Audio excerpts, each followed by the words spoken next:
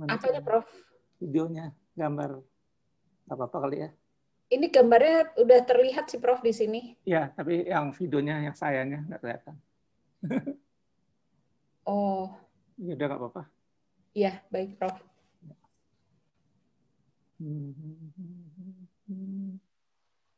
Ya.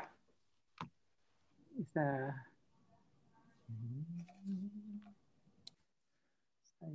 Ya, sudah nampak sekarang, Prof, videonya, Prof. Udah ya? Oke. Sudah, Prof. Sudah, Prof, videonya sudah. Makasih banyak.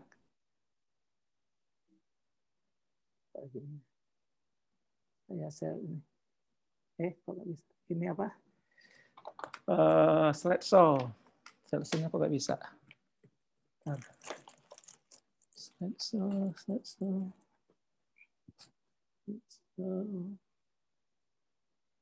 Oke. Ya, udah bisa mulai.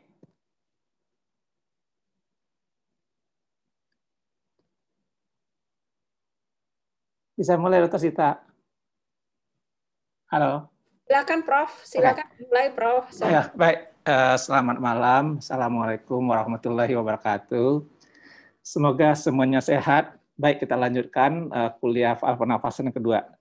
Sebelum mulai, saya ada janji sama Dr. Alfian di Surabaya tentang pemeriksaan bagaimana cara memeriksa kapasitas difusi. Jadi saya tampilkan dulu ya, pemeriksaan kapasitas difusi menjawab pertanyaan permintaan Dr. Alfian.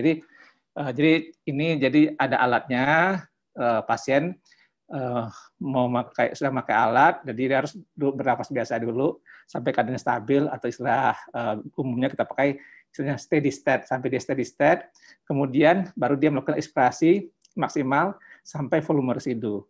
Nah, pada waktu itu dilakukan knop aliran gasnya dialirkan, kemudian dia suruh menghisap nafas yang dalam sampai maksimal. Gas itu mengandung CO, ada heliumnya, ada oksigen, dan ada nitrogen balance. CO-nya konsentrasinya rendah sekali, nggak usah takut ada keracunan CO. Kalau kita pakai 1 hari sampai 10 kali pun masih tetap aman. Tapi kan nggak ada orang memeriksa sampai 10 kali kapasitas difusi dalam 1 hari. Ya. Kalaupun kita lakukan berulang-ulang, maksimal sampai 10 kali itu masih aman.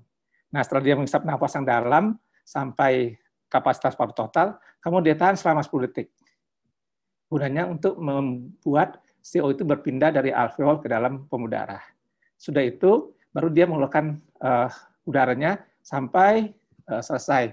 Nah, kemudian tampung. Nah, pada waktu itu baru diperiksa kadar CO-nya. Jadi kita tahu berapa CO yang dihirup, berapa CO yang dikeluarkan, nanti CO yang hilang, yang berkurang itu adalah kecepatan difusi. Nah, gambar seperti ini ya. Jadi orang nafas biasa dulu, ya, berapa lama sampai dia kadar stabil, kemudian suruh ekspirasi maksimal sampai volume residu. Nah, pada waktu ini baru dibuka kerannya dan orang sudah nafas dalam sampai kapasitas paru total di sini. Nah, di sini ditahan selama 10 detik ya, 10 detik. Tujuannya apa? Supaya CO-nya berpindah dari alveol ke dalam pembuluh darah. Nah, sudah itu baru dia keluarkan nafas sampai habis. Nah, di sini tampung gasnya. Jadi gas yang tadi masuk dari sini mengandung CO, helium dan nitrogen oksigen, kemudian di sini keluar, nanti CO-nya akan berkurang. Nah, berapa pengurangnya kita bisa hitung, nanti itu adalah kecepatan difusi. Itu ya, Dr. Alfian dari Surabaya, mudah-mudahan ikut mendengarkan jawaban saya. Betul, Prof. Oh ya, terima kasih. Ya, kita lanjutkan kuliah pernafasan kedua. Sekarang kita membicarakan lanjutan ventilasi. Nah, alat untuk mengukur ventilasi namanya spirometer ya. Spirometer alat untuk mengukur hanya ventilasi saja, yaitu mengukur volume statik dan volume dinamik. Apa itu volume statik dan apa volume dinamik? Ya. Volume statik adalah volume paru yang kita ukur tanpa melihat waktu. Jadi mau diukur selama 1 detik, 1 menit, 2 menit, nggak peduli. Jadi tidak memperhatikan waktu, itu volume statik. Sedangkan volume dinamik itu ada waktunya. Nanti kita lihat apa yang masuk volume statik dan apa volume dinamik. Ini volume statik ya. Ini gambarnya dulu. Jadi sini udah terbayang ya. Ini orang bernafas biasa. Kita sebut namanya volume. Kenapa? Ini beruntuk apa? Ini beruntuk gelombang ya, gelombang. Ini namanya gelombang itu bahasa Inggrisnya tide. Maka sebut namanya volume tidal. Apa itu volume tidal? Jumlah udara yang bisa diinspirasi pada pernafasan biasa. Pada orang dewasa besarnya sekitar 500 ml. Ini volume tidal. Nah, sesudah orang tadi. Nah, seorang inspirasi biasa sampai sini, orang masih bisa inspirasi maksimal. Ini inspirasi biasa sampai sini, masih bisa inspirasi maksimal sampai sini. Nah, ini namanya volume cadangan inspirasi. Apa itu volume cadangan inspirasi? Jumlah udara yang bisa dihirup maksimal setelah orang inspirasi biasa. Nah, sebaliknya ke bawah, ini inspirasi biasa sampai sini.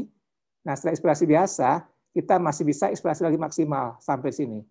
Nah, ini kita sebut namanya volume cadangan ekspirasi. Apa itu? Volume cadangan ekspirasi adalah jumlah udara yang bisa dikeluarkan maksimal setelah kita ekspirasi biasa. Nah, kemudian kalau kita bernafas maksimal sampai sini, udara dalam paru kita tidak habis. Ya.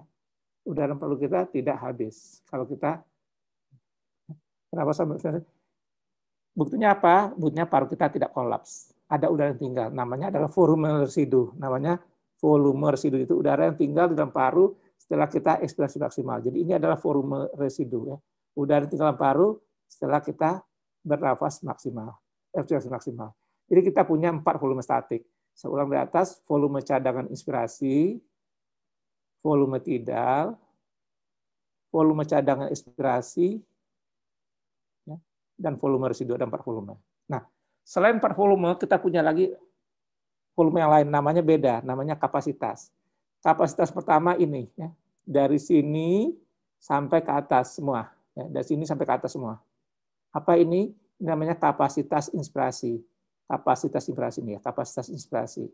Kapasitas inspirasi adalah jumlah udara yang bisa dihirup maksimal setelah ekspirasi biasa. Setelah ekspirasi biasa, jumlah udara yang bisa dihirup maksimal ini namanya kapasitas inspirasi.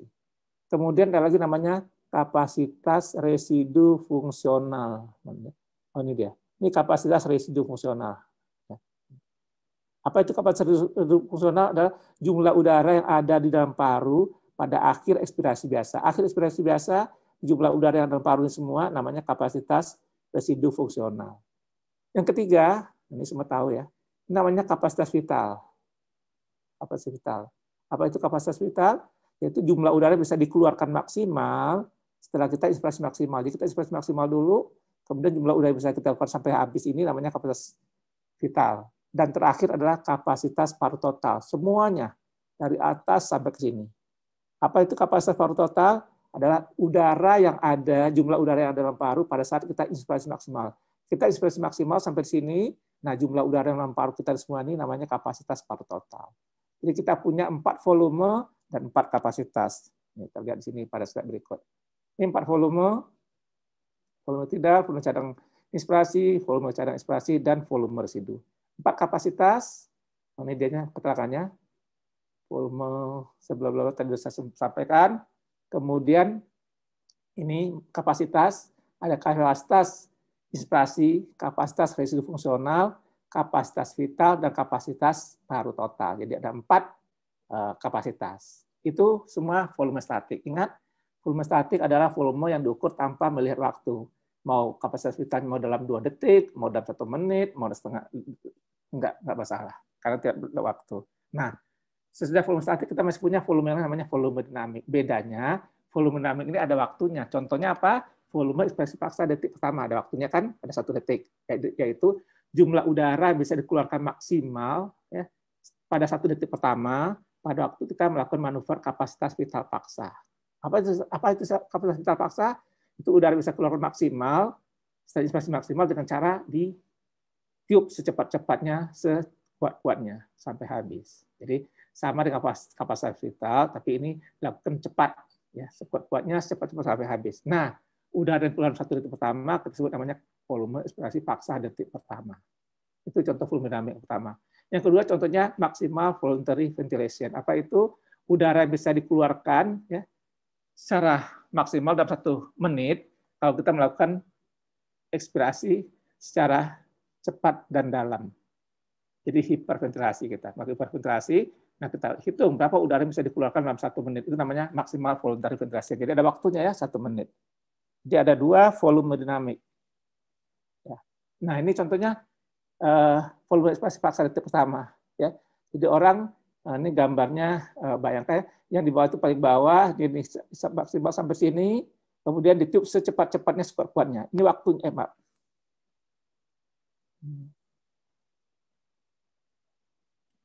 Ini waktunya di bawah, ini ada waktunya 1 detik, 2 detik, dan seterusnya. Kemudian dia melakukan ekspresi maksimal, ya, cepatnya. Nah, udara yang bisa dikeluarkan 1 detik, ini yang per 1 detik, ini waktu 1 detik ya, berapa jumlah volume ini, kita lihat sini berapa volumenya. Nah, ini orang, kira-kira volume ini semuanya sampai kapasitas vital, di sini, ini kira-kira berapa ya, sekitar 1 detiknya, mungkin sekitar 80-90% dari total. Nah, orang ini juga, yang kedua, meniup juga, tapi agak lebih lambat. Kita lihat, volume ekspresi paksa detik pertamanya sekitar hanya 50% dari total. Dan orang ini paling lambat. Kita lihat berapa, volume ekspresi paksa detik pertamanya sekitar 30% dari total. Ya. Ini totalnya semua ya, 30%. Jadi kita lihat, sini kita bisa melihat berapa persentase atau jumlah volume ekspresi paksa detik pertama pada tiap-tiap orang. Nanti ini dipakai untuk menentukan kelainan. Nanti kita bicarakan pada perjalanan selanjutnya. Nah, tadi volume dinamik ada 2. Oke, nah apa kita bisa spirometri? Tentu saja pertama menilai paru seorang, apakah dia normal, dia ada gangguan restriksi, obstruksi atau campuran. Kemudian menilai manfaat pengobatan, terutama orang-orang yang klaim obstruksi. Maksud itu ada penyempitan nafas atau perlambatan aliran udara ekspirasi. Setelah diobati nanti lihat ada perbaikan atau tidak. Kita melihat nanti volume ekspirasi paksa detik pertamanya. Yang ketiga memantau perjalanan penyakit. Ya, orang-orang tertentu, seperti orang yang merokok, orang PPOK, orang asma, dipantau perjalanan penyakitnya bagaimana, volume ekspresi paksa detik pertamanya, kapasitas vitalnya, berapa turunnya per tahun. Selanjutnya menentukan prognosis. Sama-sama sakit PPOK misalnya, atau asma, tentu saja yang paru-parunya lebih rendah, prognosisnya lebih buruk. Dan yang lain untuk menentukan toleransi terhadap tindakan bedah. Nanti lebih lanjut kita akan bicarakan ini pada bab spirometri ya, pada kuliah pernafasan ketiga. Insya Allah pekan depan ini lebih rinci. Saya sekarang ini hanya membicarakan tentang berapa kelainan ventilasi. Apa kelainan ventilasi? Ya. Sebelum itu ya, tadi kita bicara tentang nilai prediksi. Apa itu nilai prediksi? Nilai prediksi adalah nilai acuan, nilai standar untuk menentukan apa orang itu normal atau tidak. Bagaimana caranya? Dibandingkan dengan orang normal itu saja. Nah, itu dilihat ya, tiap-tiap ras, tiap-tiap itu berbeda. Nah, kalau untuk Indonesia, alhamdulillah kita sudah punya nilai sendiri yang kita dapat waktu kita melakukan proyek mobil Indonesia pada tahun 1989, udah lama ya. Sebagian Anda nih yang PPDS belum pada lahir, saya kira 89 itu udah lahir ya. Nah, yang PPDS sekarang 9, 90, 30 tahun, mungkin yang lebih 30 tahun udah ya. Tapi sebagian mungkin belum ada yang lahir semua sudah. Ya, waktu itu dilakukan di 2 universitas di UI dan di Erlangga. Jumlah subjek 6.000, 3.000 perempuan, 3.000 laki-laki. 3.000 di Jakarta, 3.000 di Surabaya. Jadi Jakarta ada 1.500 perempuan, 1.500 laki-laki. Begitu juga di Surabaya. Umur mulai 15 sampai 70 tahun. Yang diambil adalah anak sekolah untuk umur 15 sampai 18 tahun, SMP dan SMA. Kemudian pekerja pabrik, misalnya pabrik yang tidak berhubungan polusi ya, biasanya pabrik makanan. Kalau Jakarta kita pergi ke pabrik Indomaret, ke Kongguan, Roti, kemudian kita pergi ke Nestle, kita pergi ke Aqua, kita pergi ke Coca-Cola, dan kita juga pergi ke apa lagi ya, saya lupa. Oh, coklat Cadbury. Nah, kemudian untuk yang di atas itu yang umur pensiun, kita pergi ke organisasi masyarakat ya, Kartika Eka Paksi ya untuk mendapatkan sampelnya. Nah, hasilnya sudah ada ya. Itu kita sebut namanya nilai prediksi, nilai acuan proyek pengembangan mobil Indonesia. Baik, kita lanjutkan. Nah, kembali. Nah, ini alat sederhana namanya peak flow meter. Dia hanya mengukur arus puncak ekspresi saja. Tidak, ini alat sederhana, mudah lakukan, tapi tentu saja tidak secara rinci melihat. Ada kita bisa melihat ini ada gangguan paru, tapi kita nggak bisa membedakan obstruksi dan restriksi hanya dengan memakai alat ini. Dan tentu saja paling bagus kalau kita pakai secara seri. Salah satu gunanya untuk melegakan diagnosis paru kerja. Kita pinjamkan alatnya selama 2 pekan, nanti pekerjaannya meniup, sebelum bekerja sudah bekerja, nanti kita lihat kalau ada perbedaan, kita bisa naikkan diagnosis paru kerja. Ini contohnya misalnya. Juga pada orang asma juga kita bisa pakai. waktu dia datang bagaimana, di IGD misalnya, diberikan obat, kemudian ditutup lagi, dan seterusnya. Ini sederhananya cara menentukan seperti ini. Ya. Itu yuk, nanti ada angkanya, kita bisa lihat berapa, nanti dibandingkan dengan nilai prediksi. Ya. Ini seperti ini, nanti kita lihat angkanya, nanti kita bandingkan. Nah, ini alas perimetrik pada anak. Dan ini pada dewasa. Nah, ini pada waktu penuh mobil ya, tahun 89 ya. Lama sekali. Nah, ini anak SMP.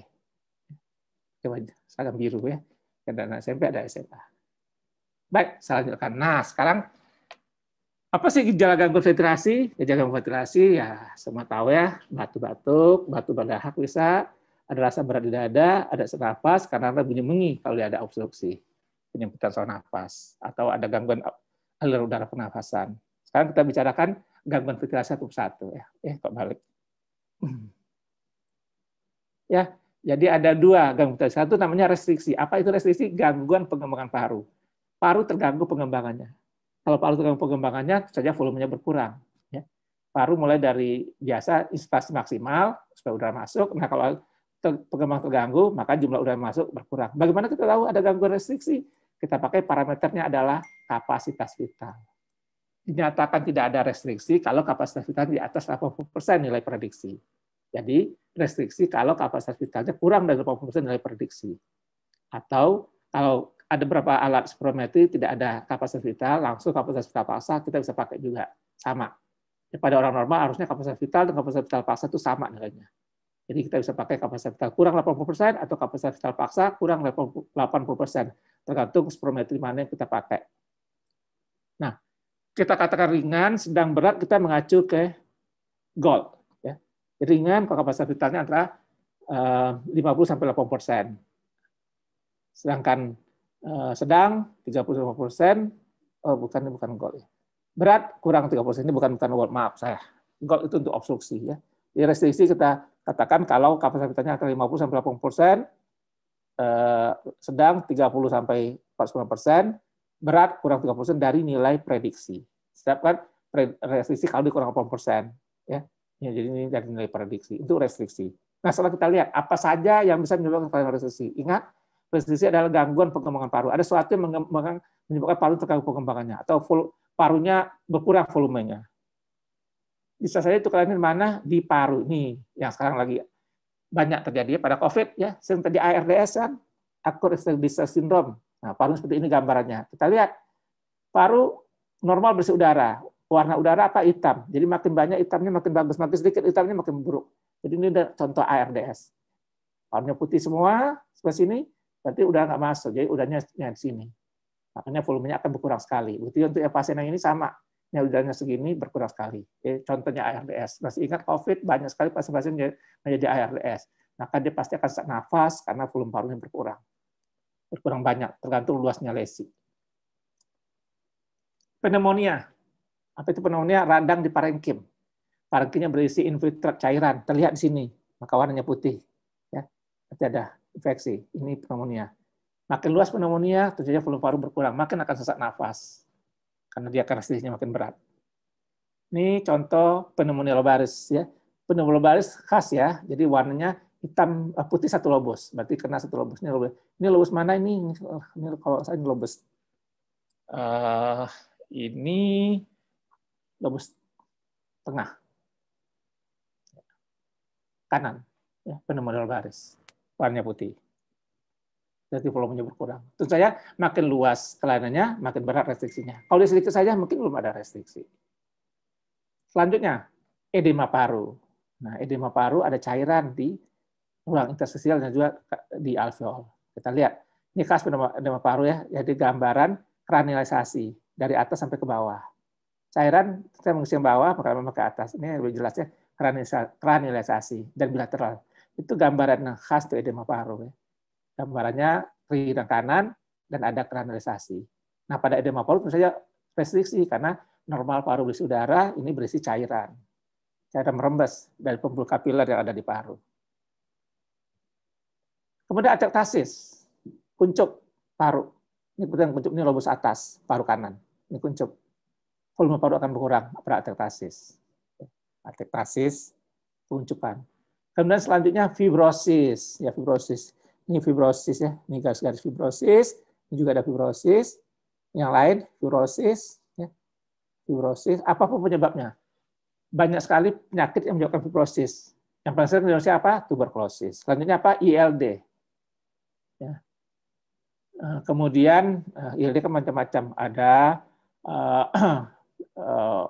Ada pneumokoniosis juga masuk ILD, ya, fibrosis, antara silikosis, asbestosis, kemudian juga fibrosis masif, ya, kemudian IPF, idiopathic pulmonary fibrosis, namanya saya fibrosis, sarkoidosis, dan banyak lagi penyakit. Fibrosis karena zat-zat toksik, karena obat-obatan, misalnya stostatik. Kita sering juga mendapatkan pasien diberikan stostatik, kemudian ada fibrosis parunya, atau karena radiasi, ya, fibrosis karena radiasi. Nah, jadi semua keadaan fibrosis, parunya kaku, maka volumenya berkurang. Ingat, parameter menyatakan restriksi kapasitas vital. Apa itu kapasitas vital? Jumlah udara yang bisa dikeluarkan maksimal setelah inspirasi maksimal. Kalau ada fibrosis, tentu dia nggak bisa inspirasi maksimal, maka akan berkurang volumenya, maka dia akan menjadi restriksi. Ini fibrosis. Selanjutnya, luluh paru. Kapan kita destroyed di bahasa Inggrisnya? Kapan kita katakan luluh paru? Ada 3 sis. Ingat ya, luluh paru, luluh ada 3 sis. Ada atektasis, ada fibrosis, ada bronkiolitis. Atektasis menyebabkan restriksi, fibrosis menyebabkan restriksi. Maka dia akan menjadi restriksi. Ini contohnya, kalau satu lobus namanya destroyed lobe. Kalau satu paru namanya destroyed lung, luluh paru. Ini luluh lobus, lobus atas paru kanan, destroyed lobe ya. Ada fibrosis, ada atektasis, nah nggak jelas ada juga bronkiolitis pastinya. Ya. Dan kalau satu paru namanya luluh paru atau destroyed lung. Ya. Ada fibrosis, ada atektasis, dan ada bronkiolitis. Nah ini kan menyebabkan restriksi tentu saja karena volumenya berkurang. Karena ini normal isinya udara, ini nggak bisa udara. Selanjutnya menyebabkan restriksi adalah abses paru. Abses paru ya. Ini gambar abses paru. Apa khasnya gambar abses paru?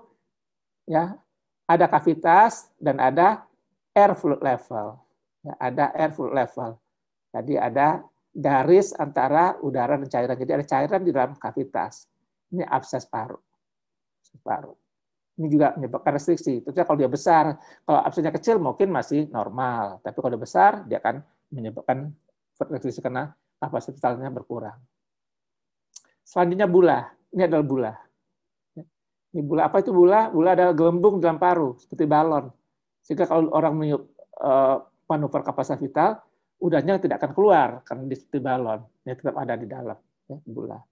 Lebih jelas bula kalau kita lakukan pemeriksaan dengan CT scan. Nih contoh ya. Ini bula. Ini pasien saya ini. Ya. Ada bula kiri kanan. Ya. Di CT scan terlihat ya lebih dari separuh bula. Ya. Bula. Pasnya sesak sekali. Karena separuhnya tidak berfungsi. Ini bersih udara, tapi udaranya tidak bertukar. Waktu diinspirasi, udaranya tetap segini. Karena dia ada dalam satu kantong, itu namanya bula. Bula. Itu bula. Pasti menyebabkan dia restriksi, karena paru yang terdeteksi kalau kita melakukan kapasitas vital hanya paru yang tidak bulanya, yang di sini yang di bawah. Nah, ini sedikit. Oke, baik. Selanjutnya, TB miliar. Nah, TB miliar banyak gambaran bisa dilihat ya. TB miliar ini lebih jelas. Nah, tentu saja ada lesi-lesi TB secara difus. Nah, ini menyebabkan volume parunya berkurang. Maka dia akan terrestriksi. Pasien dengan TB miliar. Selanjutnya tumor paru. Ya. Kenapa tumor paru menyebabkan restriksi? Karena ada SOL. SOL masih ingat, space occupied lesion. Ada lesi yang mengisi volume paru. Jadi ini hilang volumenya karena berisi tumor. Ya. Ini gambar foto lateral, tumornya ada di sini. Ini juga menyebabkan restriksi. Tentu saja kalau tumornya kecil, ya mungkin tidak restriksi. Kalau sudah besar seperti ini, menyebabkan restriksi. Ini tumor pankos. Masih ingat tumor pankos? Tumor yang ada di lapangan atas paru. Tumor pankos. Juga restriksi karena luas, besar. Selanjutnya efusi pleura. Ya, ini efusi pleura sebelah kanan. Ya. Ada lengkungan yang kita kenal sebagai nama garis apa? Garis Ellis Dameso. Ya. Berarti ini separuh paru kanannya ya, berisi cairan di pleuranya. sehingga volume paru sini berkurang, menyebabkan restriksi. Ini efusi pleural yang lain, ya, di sebelah kiri. Garis elisnya kelihatan, tapi garis elis itu harusnya lengkung ya, dalam kondisi begini ini tidak terlihat betul lengkungnya. Garis itu karakter itu efusi pleural, ya, garis elis dan meso. Oke, baik, selanjutnya adalah ini yang tadi masih balik efusi pleural. Nah, ini pneumotoraks ya. Ini paru sebelah kanan lebih hitam, ya, lebih banyak udara. Kenapa? Karena parunya kuncup. Ini parunya sini ya, kuncup. Paru kita terdiri dari jaring elastis. Jadi kalau dikuncup, dia langsung kecil seperti ini ya. Ini adalah pneumotoraks. Masih ingat bagaimana kita menegakkan diagnosis pneumotoraks? Pneumotoraks di kanan, maka paru kanan, dinding dada kanan akan lebih cembung. Sela iga melebar. Kemudian tidak bergerak, tertinggal dalam pernapasan, tidak simetris, asimetris. Pada ekspresi asimetris, kemudian sela iga melebar, lebih cembung, kemudian pada palpasi, fremitusnya melemah, karena sini udaranya tidak ikut bernapas, karena parunya sumber bunyinya ada di sini, kemudian paru perkusi dia hipersonor, pada auskultasi saluran napas hilang atau melemah. Itu secara fisis diagnostik. Kemudian selanjutnya, berarti kalau sudah melakukan pemeriksaan kapasitas kita hanya dari kiri saja. Kanannya tidak ada karena semuanya kolaps. Selanjutnya adalah hidropneumotoraks. Nah, ini juga sama kayak gula, jadi ada namanya air fluid level. Ini pneumotoraksnya, ini udara, cairan di dalam rongga toraks. Ya. Maka namanya hidropneumotoraks, cairan dan udara. Ini juga menyebabkan restriksi karena seluruh paru kanannya tidak lagi berisi udara.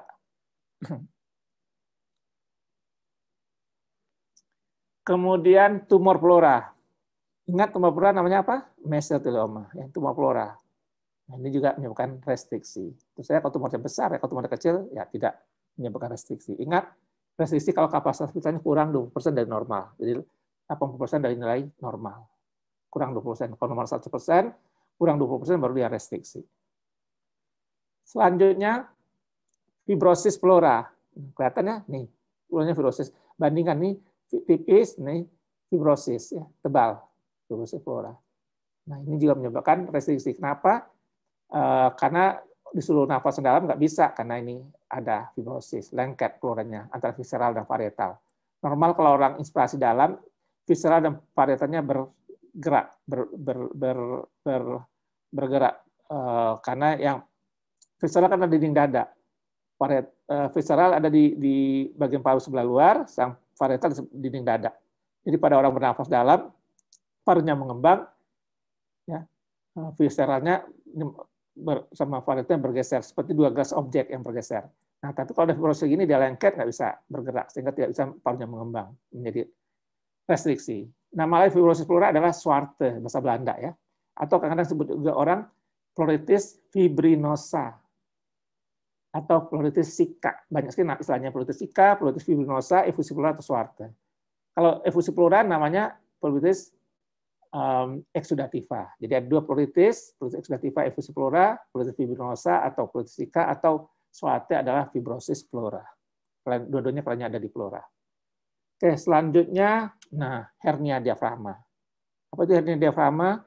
Foramen, sini ada namanya foramen Bohdal. Normalnya dia tertutup, tapi terbuka, maka usus akan masuk ke dalam.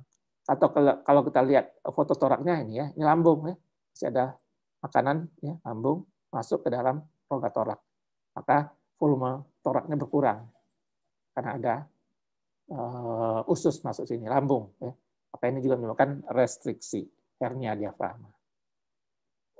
Oke, nah, ya, normalnya sebelum kita lihat ya gambar sebelumnya ya, normalnya selalu diafragma, ini nggak bisa dilihat yang jelas. Nah, normal selalu diafragma kanan itu lebih tinggi dari diafragma kiri. Kenapa? Karena di kanan ada hati. Jadi normal diafragma kanan selalu lebih tinggi dari diafragma kiri. Biasanya lebih tinggi 1/3. Oke, nah, coba dilihat sini ya. Di sini diafragma kirinya lebih tinggi dari kanan. Kenapa bisa demikian? Karena diafragma kirinya paralisis, lumpuh. Jadi dia nggak bergerak, menyebabkan ini volumenya nggak nambah. Karena pada keadaan normal, kalau kita inspirasi dalam, diafragma akan mendatar. Maka rongga torak akan menjadi lebih luas karena udaranya masuk, tambah volumenya. Ingat, kapasitas vital adalah udara bisa dikeluarkan maksimal setelah inspirasi maksimal. Jadi inspirasi maksimal dulu biar udara masuk. Nah, kalau ada lumpuh diafragma, tentu saja udara nggak masuk banyak. Sehingga waktu dikeluarkan juga begitu. Maka dia akan restriksi. Oke, selanjutnya pectus excavatum. Ya, ini melesak ke dalam. Biasanya volumenya berkurang. Ya, kalau kita setia berkurang. Kebaliknya pectus carinatum. Ya. Kalau pectus carinatum kalau seperti ini, maka volumenya mungkin nambah malah, nggak kurang. Kalau pectus excavatum terang, makin masuk ke dalam ya makin berkurang volumenya. Ini pectus excavatum. Selanjutnya skoliosis, ya, skoliosis. Nah, skoliosis ini akan terorong ini, volume sebelah sini berkurang. Atau selain tulang yang lain, kiposis, ya, yang bungkuk, ya. Makanya volume juga akan berkurang karena ada pembungkukan di sini. Pemendekkan vertebra. Kemudian fraktur iga. Kalau iganya fraktur, saja orang nggak bisa nafas dalam ya karena nyeri. Paruhnya ke itu sama iganya. Jadi dengan demikian waktu dikeluarkan juga akan sedikit karena tidak bisa inspirasi maksimal fraktur iga. Selanjutnya tumor mediastinum, prime mediastinum. Ini tumor mediastinum ya. Tumor mediastinum ini banyak sekali. Yang paling sering atau paling terkenal LT3 ya, limfoma, teratoma, timoma, dan tiroid. Itu semuanya ada di superior biasanya. Kemudian masih banyak tumor mediastinum yang lain. Ada tumor germinal, ya, ada seminoma, ada karsinoid, dan lain-lain. Ya. Tapi yang sering kita dapatkan timoma, teratoma, limfoma, dan juga kadang-kadang tiroid. Oke, lanjut, tumor mediastinum. Nah, kardiomegali, ya. Kalau jantungnya besar, maka volume paru akan berkurang. Ya, jantung besar, volume paru akan berkurang. Kapan kardiomegali terjadi? Banyak ya. Pada hipertensi, kardiomegali, pada edem paru, karena kardiomegali, pada orang dengan gagal jantung, ya, kongestif juga bisa terdapat kardiomegali. Makanya akan jadi restriksi. Dan kemudian ini bukan kardiomegali, ini efusi perikard. Ada cairan di perikardium. Ini juga menyebabkan kelihatan jantung besar, menyebabkan restriksi. Jadi kalau kita resume, ternyata restriksi bisa kelainan di paru. Ada terlihat sini ya, ada 4, ada 5, ada 8 kelainan di paru. Kemudian bisa juga kelainan di pleura. Kemudian bisa kelainan di mediastinum. Selanjutnya kelainan di tulang. Dan tadi tidak ada gambarnya, kelainan di otot. Ya, diafragma ada tadi gambar sebagiannya. Dan otot. Ya. Oke, pada asites, pada hamil, ya, juga diafragma, otot. Jadi kalau Anda lihat, kelainan restriksi sebagian besar ada di luar paru, bukan di paru. Di paru hanya ada berapa banyak? Kita lihat tadi hanya ada 8. Tapi yang lebih banyak adalah di luar paru. Nah, bagaimana Anda sebagai dokter paru bisa membedakan? Nah, kalau orang datang mau bahas spirometri, misalkan restriksi sedang. Nah, Anda sebagai dokter bagaimana tahu ini kelainannya di paru atau luar paru? Yang paling mudah adalah dengan melakukan fototoraks.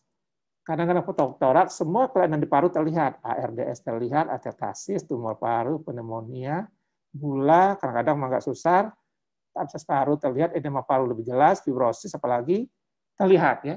Jadi artinya, kalau orang membawa hasil fototorak normal, ada kelainan spirometri restriksi, apapun hasil restriksinya, mau ringan, mau sedang berat, itu pasti kelainannya bukan di paru, di luar paru. Bisa di pleura, bisa di mediastinum, bisa tulang, bisa diafragma atau otot, atau gabungan semuanya. Ya, bisa. Selama fototoraknya normal, berarti kelainannya restriksi bukan dari paru. Itu adalah restriksi, gangguan pengembangan paru. Saya ulang lagi, gangguan pengembangan paru, bagaimana tahunya? Diperiksa kapasitas vitalnya. Kalau kapasitas vital kurang dari 80% nilai prediksi, nilai acuan, kita sebut namanya restriksi. Tapi hati-hati dengan pemeriksaan restriksi. Kenapa demikian? Sayang saya lupa ambil contoh. Ini, kalau orang semula hasil spirometrinya 82%, kemudian berkurang 4%. Jadi menjadi berapa? 78%. Nah, kalau kita mengacu ke definisi, kapasitas vital kurang 8% dia restriksi. Jadi dia kapasitas vitalnya 78%. Padahal dibandingkan nilai aslinya cuma kurang 4%, ya Anda menyatakan dia restriksi, seakan-akan dia ada kelainan. Ada kurangnya normal hanya 4%. Karena normalnya dia 80%, bukan 4%, jadi 78%. Ya, jadi harus hati-hati. Sebaliknya, ada orang kapasitas vitalnya besar, 110% misalnya. Kemudian berkurang seperempat, 25%. Berkurang 25%. Menjadi berapa? 110% kurang 25% menjadi 85%. Normal. Padahal sudah berkurang seperempatnya. Karena kita pakai acuan kapasitas vital kurang dari 80%. Di 80% kita menganggap dia normal, padahal sudah berkurang 25%. Jadi harus hati-hati, harus dilihat. Ya. Jadi jangan disamaratakan. Jadi ada orang memang nilai aslinya sudah kecil atau nilai besar, jadi kita harus memperhatikan hal demikian. Baik, kita lanjutkan gangguan ventilasi kedua. Jadi ini resumenya, jadi gangguan ventilasi adalah restriksi, ya, sebagian besar karena kelainan di luar paru.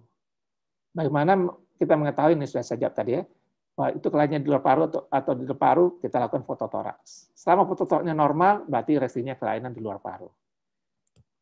Ya, gangguan ventilasi kedua adalah obstruksi. Obstruksi bahasa Inggris artinya sumbatan, tapi kita tidak pakai istilah sumbatan untuk menyatakan definisi obstruksi. Kita pakai perlambatan aliran udara inspirasi. Kenapa demikian? Nanti Anda lihat. Tidak semua karena obstruksi disebabkan oleh sumbatan. Maka istilahnya pakai bukan sumbatan, tapi hambatan aliran udara ekspirasi. Apa parameternya? Tadi kita sudah bicara ya. Ada namanya volume paksa. Volume ekspirasi paksa detik pertama. Jumlah udara yang bisa dikeluarkan dalam 1 detik pertama pada waktu kita melakukan manuver kapasitas vital paksa. Apa itu kapasitas vital paksa? Udara yang bisa dikeluarkan maksimal, setelah inspirasi maksimal, secara cepat dan kuat. Nah, kalau perbandingan antara volume ekspirasi paksa detik pertama terhadap kapasitas vital paksa kurang dari 70%, kita sebut obstruksi.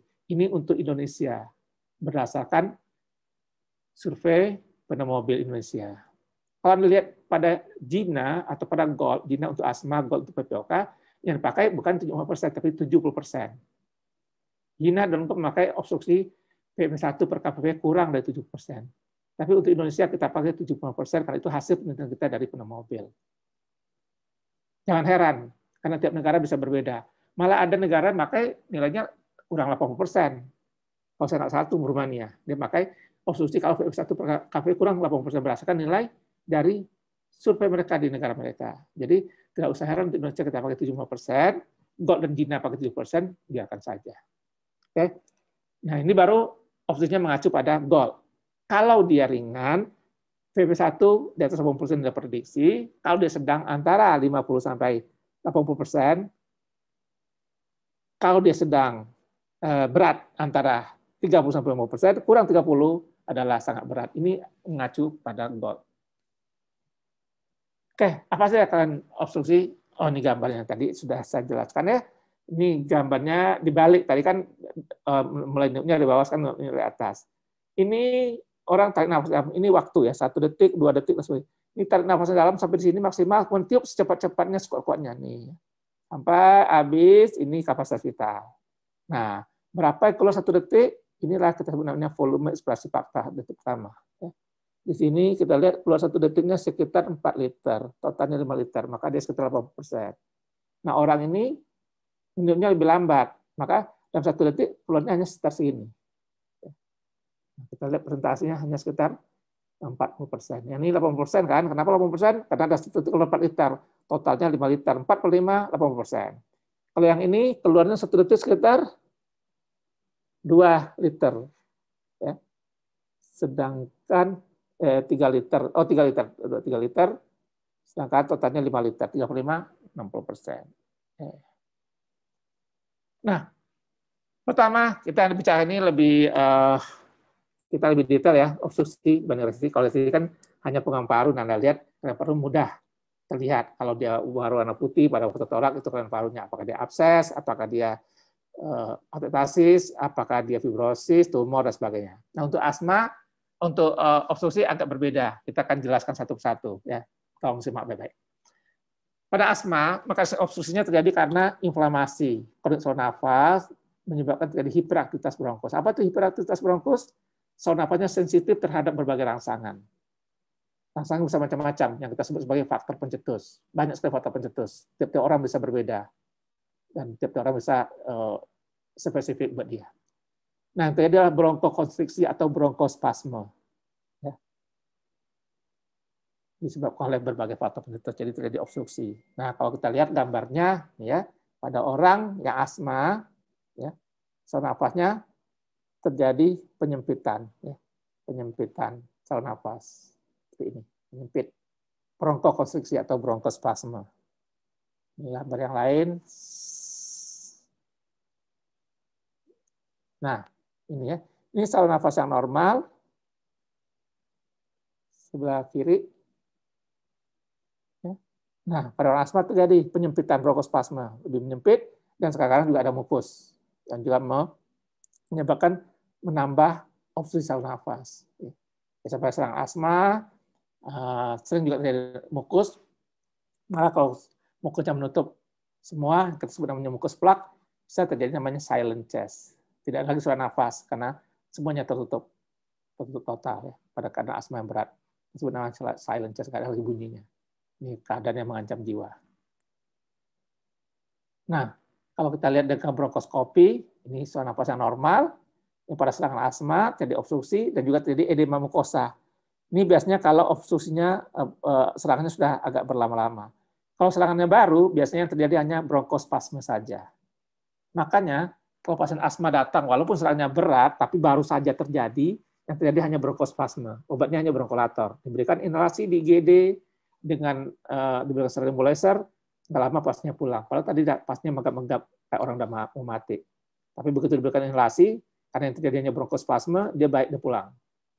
Tapi kalau serangan sudah berlarut-larut, sudah berapa jam atau sudah berapa hari, dia datang, walaupun serangannya nggak berat, tidak akan bisa memberikan hasil yang bagus. Kenapa? Karena yang terjadi bukan hanya bronkospasme, tapi juga sudah terjadi edema mukosa. Edema mukosa tidak bisa diobati hanya dengan bronkolator. Harus diberikan antiinflamasi. Apa itu?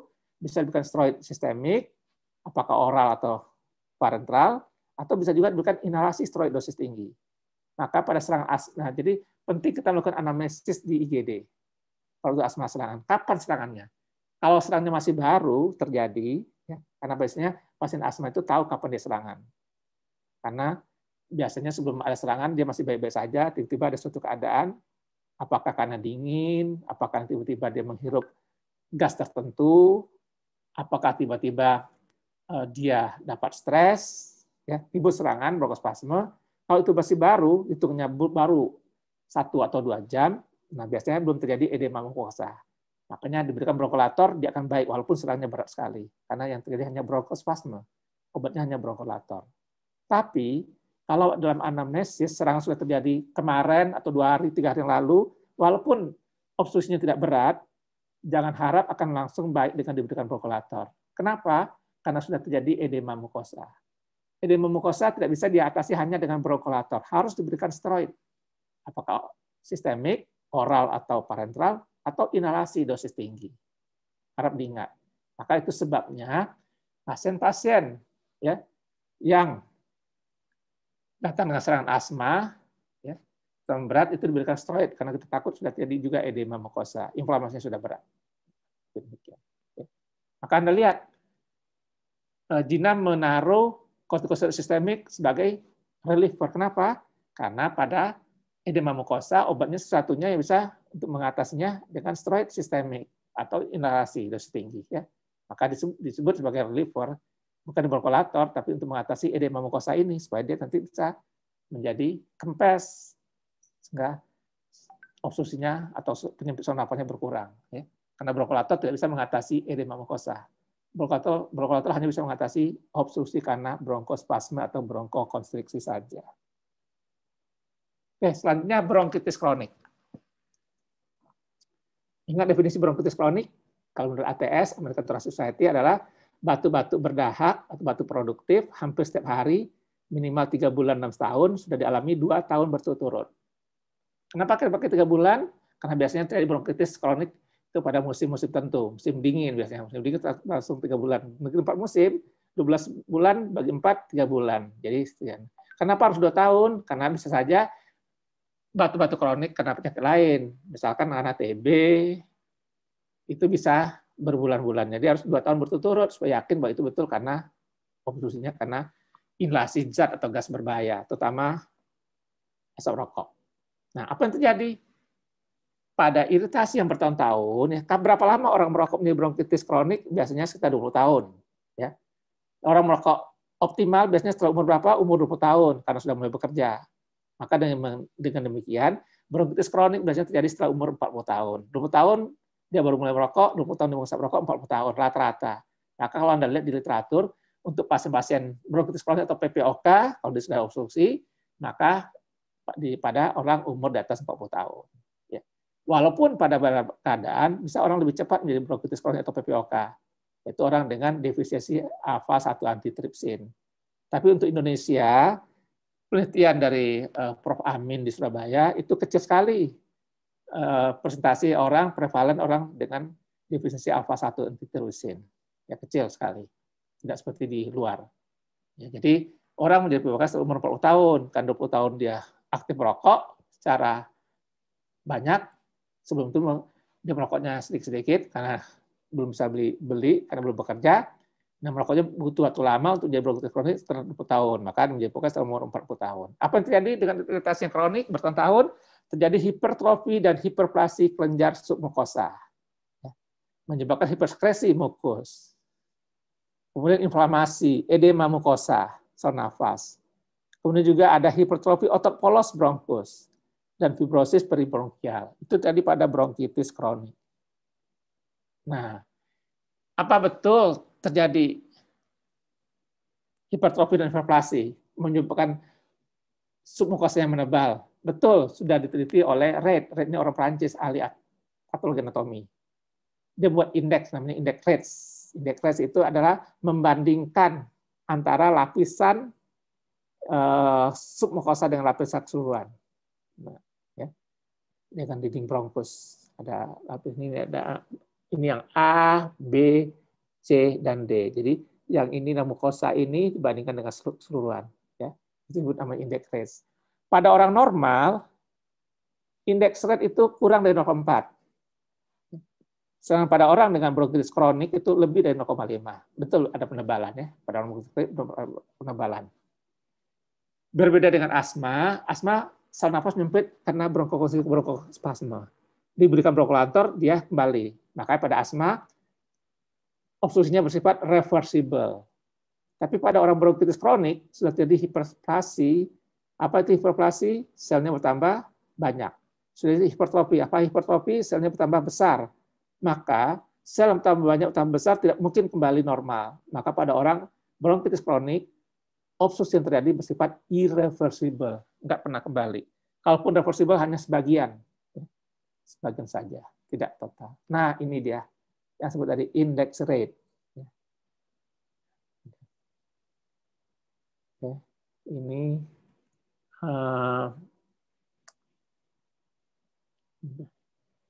mana kursor saya? Oke. Ini BD-nya ini C. Jadi membandingkan ini dengan total keseluruhan, itu indeks Reid. Oke. Ini saluran nafas yang normal, ini pada orang bronkitis kronik, jadi terdapat penebalan mukosa, submukosa, dan bersifat irreversible. Jadi obstruksi pada bronkitis kronik irreversible. Bagaimana kita tahu reversible atau tidak? Dengan diberikan bronkolator. Menurut Gold dan Gina, kalau sesudah diberikan bronkolator naik 12% dan ya bukan atau 200 ml disebut reversible. Tetapi kalau tidak naik 12%, kalau hanya 12% tapi tidak 200 ml atau sebaliknya, naik lebih 200 ml tapi tidak 12%, maka dia tidak reversible. Ya, jadi pakai 12% dan 200 ml menyatakan dia reversible setelah diberikan bronkolator. Nah, ini pada bronkitis kronik, ya kita lihat ini saluran nafasnya yang normal, ini yang menyempit karena ada penebalan mukosa, submukosa. Yang lain bersifat irreversible. Oke, yang kedua. Nah, ini perhatikan baik-baik ya, karena ini emfisema ini harus dimengerti oleh semua. calon dokter paru. Ya. Bagaimana obstruksi terjadi pada emfisema? Ada beberapa poin. Satu, terjadi namanya obstruksi relatif. Nanti akan saya jelaskan pada gambar. Yang kedua, terjadi elastic recall yang berkurang. Dan ketiga, terjadi hilang traksi radial. Nanti menyebabkan terjadi penutupan saluran nafas yang dini atau early airway closure. Kita bahas satu persatu. Obstruksi relatif. Apa itu obstruksi relatif? Anda lihat. Ini saluran nafas, ini alveol yang normal. Sebesar ini, ya. Ini saluran nafasnya. Jadi Anda lihat ini dibandingkan ini. Nah, pada orang emfisema ini agak mengecil sedikit, ya. Dan ini alveolnya membesar. Nanti kita akan jelaskan kenapa dia besar. Maka seakan-akan ini menyempit karena perbandingannya. Lihat ini dibandingkan ini, bandingkan dengan ini, ya, dibandingkan ini. Jadi jauh lebih kecil. Maka itu sebenarnya obstruksi relatif. Seakan-akan ada penyempitan. Seakan-akan ada bronkospasme, menyempit saluran nafasnya. Ya. Maka itu sebabnya kenapa obstruksi tidak disebut sumbatan, ya. Karena pada emfisema ini tidak ada sumbatan. Cuma saluran nafasnya dalam daging melambat. Kenapa melambat? Nanti akan kita jelaskan. Ya. Jadi pada orang emfisema alveolnya membesar. Nanti akan kita jelaskan kenapa membesar. Ya. Ini membesar dibandingkan saluran nafasnya. Jadi terjadi namanya obstruksi relatif. Ini mekanisme pertama.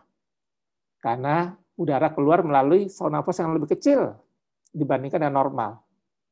Kenapa dia mengecil? Nanti juga kita akan jelaskan. Yang kedua, hilang elastic recoil. Kalau pada bronkitis kronik, kelainan terjadi pada bronkus. Karena iritasi kronik, terjadi hiperplasi, hipertrofi, dan hipersekresi. Pada emfisema, kelainan tidak terjadi di bronkus, tapi distal dari bronkulus terminal, yang kita sebut namanya zona respirasi, yaitu bronkiolus expiratori, ductus alveol, saccus alveol, dan alveol. Apa yang terjadi? Terjadi kerusakan, hilang sebagian jaringan. Karena zat-zat iritan, apakah asap rokok, asap kendaraan motor, asap kebakaran hutan, asap zat-zat tempat kerja, dia menyebabkan sebagai bahan yang merusak. Ya, jadi kita mengenal sistem protease dan enzim protease. Nah, enzim proteasenya tidak cukup untuk mengatasi protes atau kerusakan. Makanya sebagian jaringan paru menghilang.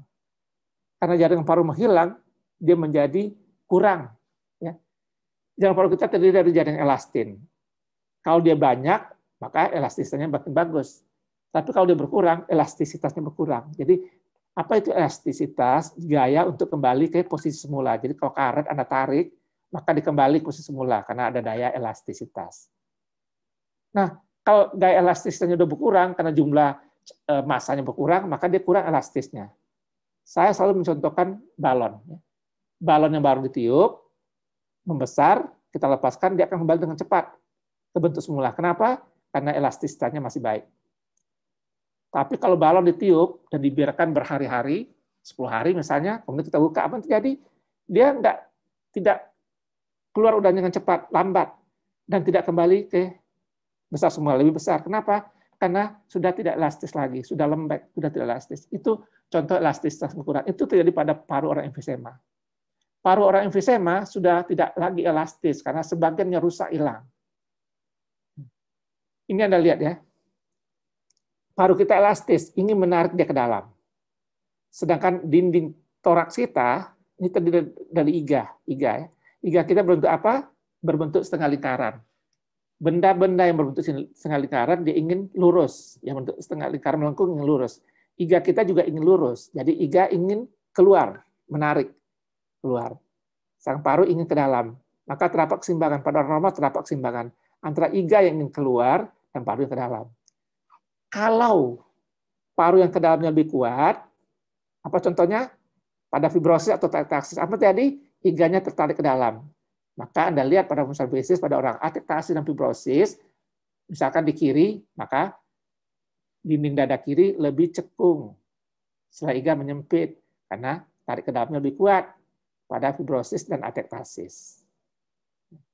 Sebaliknya, bila jaring paru ini lebih lembek, ya, elastisitasnya berkurang pada emfisema, maka lebih kuat daya iga yang memegang keluar.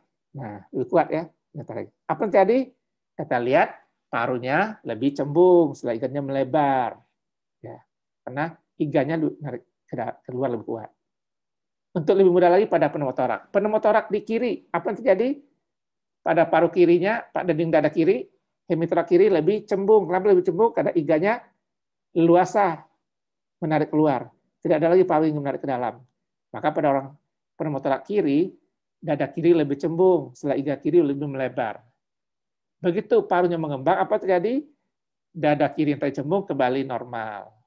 Setelah iga kembali ke bentuk semula. Jadi Anda ingat ya, kenapa dada kita ingin keluar? Karena iganya melengkung. Setiap barang melengkung ingin lurus. Nah, jadi pada waktu ada seimbang, terdapat keseimbangan antara paru yang menarik ke dalam dan iga yang menarik keluar. Nah, ini pada keadaan normal. Kalau ini berkurang, data ke dalamnya, misalkan pada emfisema, jadi seperti ini, lebih cembung, lebih melebar, karena parunya kurang elastisitasnya. Sebaliknya pada fibrosis dan atektasis, daya menarik ke dalam lebih kuat, maka dinding dadanya akan lebih cekung, ya, lebih rendah. Ingat ya, ini hukum fisika. Jadi ini pada orang emfisema tadi elastik nekunya berkurang. Kenapa berkurang? Karena sebagian parunya rusak, ya, distal dari bronkus terminal, mulai dari bronkus respiratory, ductus alveolus atau alveolus berkurang, sehingga masanya berkurang, elastisitasnya berkurang, daya tarik untuk dia menguncup kurang, ya. Sudah lembek. Ingat, ya, balon yang sudah ditiup berhari-hari lembek, ya, tidak lagi seperti balon yang baru ditiup karena elastisitasnya sudah berkurang.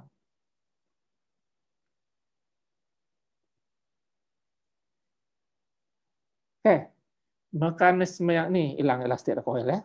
Ini pada orang normal, Anda lihat, nih.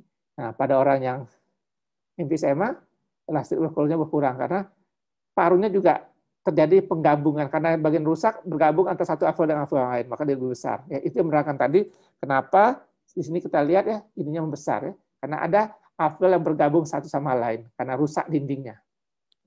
Rusaknya bisa terjadi di dinding, bisa terjadi di yang lain. Nah ini ya, jadi pada orang emfisema dia lebih besar ya, karena ada bagian-bagian rusak ya. Ini kan alveol, ini berkurang alveolnya. Sehingga demikian elastisitas berkurang, maka aliran udaranya juga lebih kecil dibandingkan normal. Normal karena dia elastis mendorong keluar. Di sini elastisitas berkurang, maka daya untuk dia menguncupnya lebih kecil dibanding orang normal. Itu yang mekanisme kedua, ya. Elastik recoil yang berkurang, hilang. Karena jaring parunya berkurang. Nah, ini yang normal, ada daya ke dalam, ini berkurang, ya, lebih lembek, sehingga aliran yang dihasilkan juga berkurang. Aliran yang dihasilkan berkurang. Ini juga akan nanti kita menjelaskan ya selanjutnya. Ini elastik recoil berkurang. Baik, mekanisme yang ketiga. Ya. Nah, itu sebabnya pada orang emfisema komplainnya besar. Kenapa? Karena volumenya besar. Masih ingat komplain perbandingan antara delta V per delta P. Diberikan tekanan tertentu, kalau volumenya bertambah besar, maka komplainnya besar. Nah, pada orang emfisema diberikan tekanan tertentu, dia besar ya. Ini pada orang muda normal seperti ini, makin tua paru kita makin berkurang elastisitasnya, maka pada orang tua komplainnya lebih besar pada orang muda. Nah ini pada orang emfisema lebih besar lagi karena parunya sudah lembek. Ya. Diberi tekan sedikit saja volumenya bertambahnya banyak sekali karena paru orang emfisema itu besar ya, karena elastisitasnya berkurang. Nah ini ketiga traks radial. Apa itu traks radial? Saluran nafas kita dicegah untuk tidak kolap karena ada jaringan-jaringan sekitarnya. Nih namanya nih. Pada orang emfisema itu berkurang karena rusak. Berkurang. Dengan demikian untuk menarik supaya saluran nafas membuka juga terganggu. Ini pada orang normal, ini namanya traks radial, pada orang emfisema berkurang, jumlahnya berkurang karena rusak oleh zat-zat yang tadi bersifat merusak. Ya. Ingat reaksi antara protease dan antiprotease.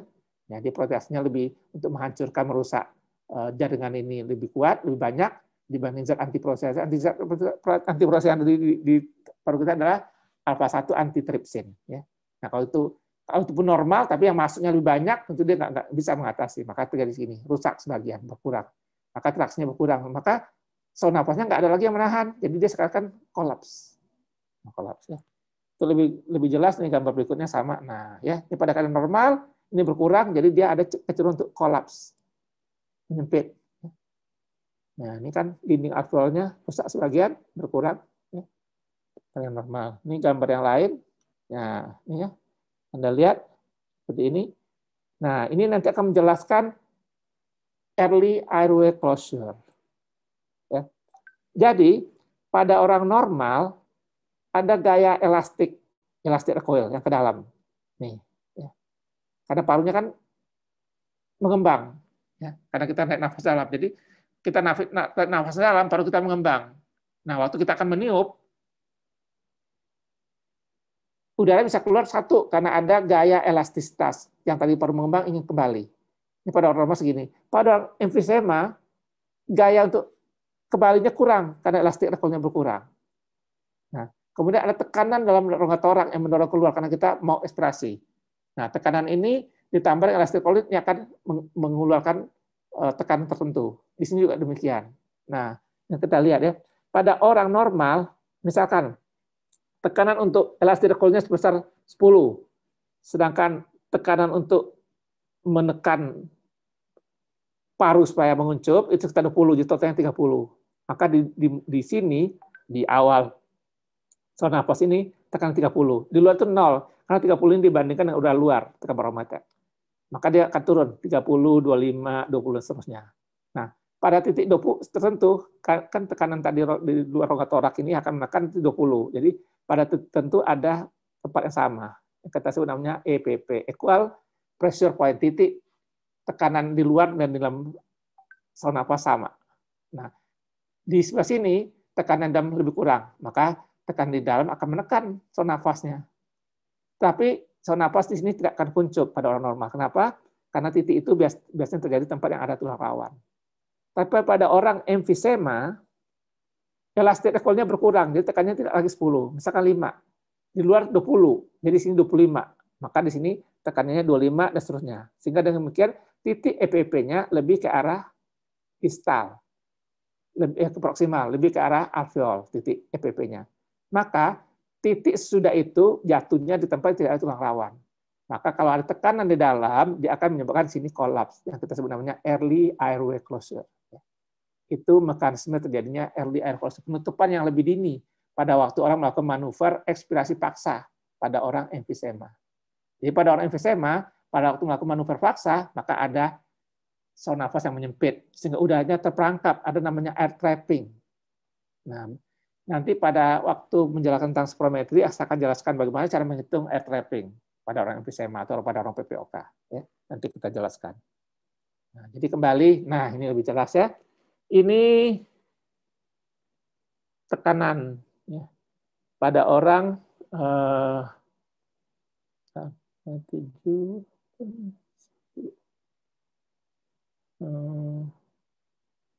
pada orang normal dan pada orang emfisema. Ya, oke, 7, 10. Ini tadi ya. Ini tekanan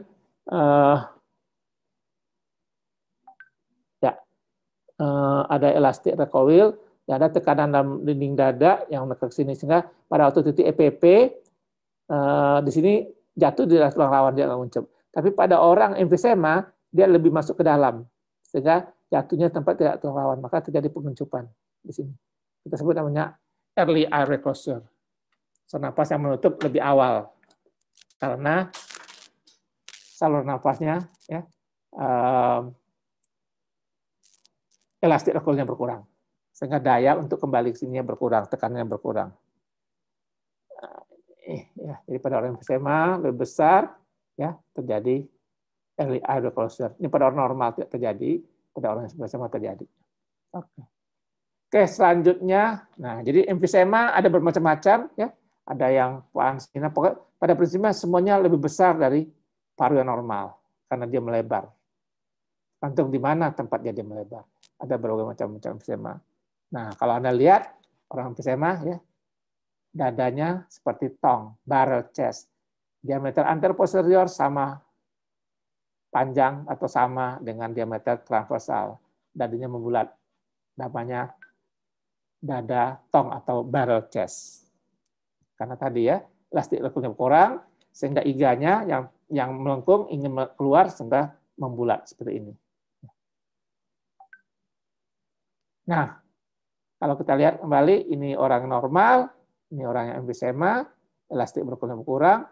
Kita lihat ya, daya untuk kembalinya kecil, sehingga volume udara yang keluar juga berkurang. Ini pada orang normal.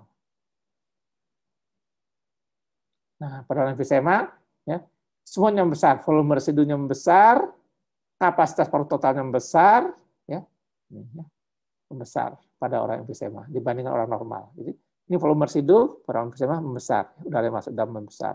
Kemudian juga ini total kapasitas paru total, jumlah udara yang ada dalam paru pada saat inspirasi maksimal lebih besar dibanding orang normal. Nah, kita lihat ini orang normal, ini orang emfisema, ya, yang tadi, yang ringan. Ini orang emfisema yang berat. Nah, kita lihat dia daya untuk kembalinya lambat. Nah, jadi Anda lihat ini juga ada ini sekarang ada penyempitan relatif ya, karena ini besar jadi obstruksi relatif. Kemudian elastiknya berkurang, maka dia daya untuk kembalinya kurang. Kemudian belum traksinya berkurang, nanti terjadi namanya penyempitan atau early airway closure. Kita lihat orang bernafas ya. Ini orang normal kembali cepat, lebih lambat, ini paling lambat. Ini kembali cepat, normal, lebih lambat, ini paling lambat. Demikian ya. Nah, karena dia sudah lembek, karena sebagian jaringannya berkurang, elastik rekulnya berkurang.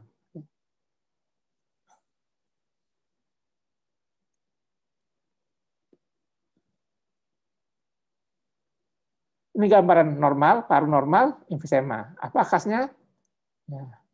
Jantungnya seperti mengecil, seperti menggantung, seperti bandul jam, ya. Atau seperti tetesan air mata, eye drop appearance atau tear drop appearance. Kemudian sela iganya melebar, lebih jelas ya, sela iga melebar bandingan ini. Kemudian diafragma mendatar,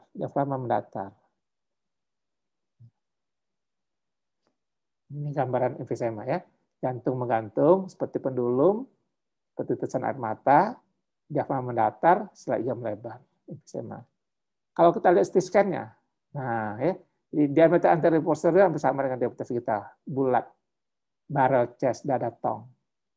Ini yang normal. Kemudian ininya berkurang ya, ini jaring-jaring paru berkurang. Dan kita lihat ada gambaran-gambaran bula pada emfisema. Ini gambaran pada stage emfisema.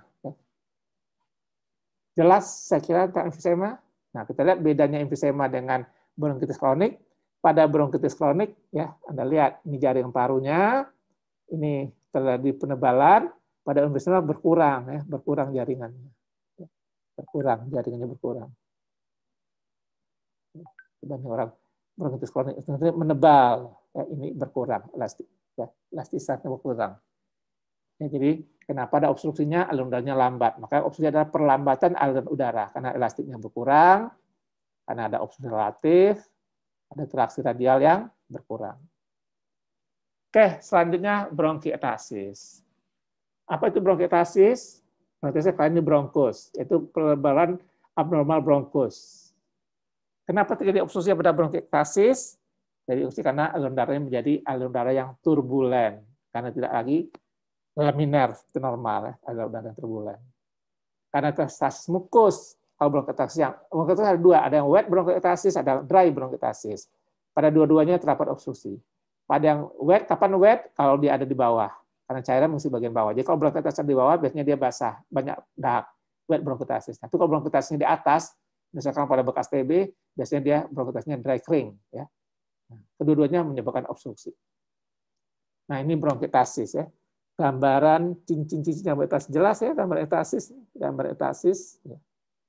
bronkiektasis. Oke, seperti sarang lebah. Honeycomb appearance, sarang lebah. Ya, gambaran bronkiektasis sarang lebah. Kotak-kotak bulat-bulat. Lebih jelas kalau kita lihat dengan CT scan ya. Ini ada bronkitasis di bawah. Ya.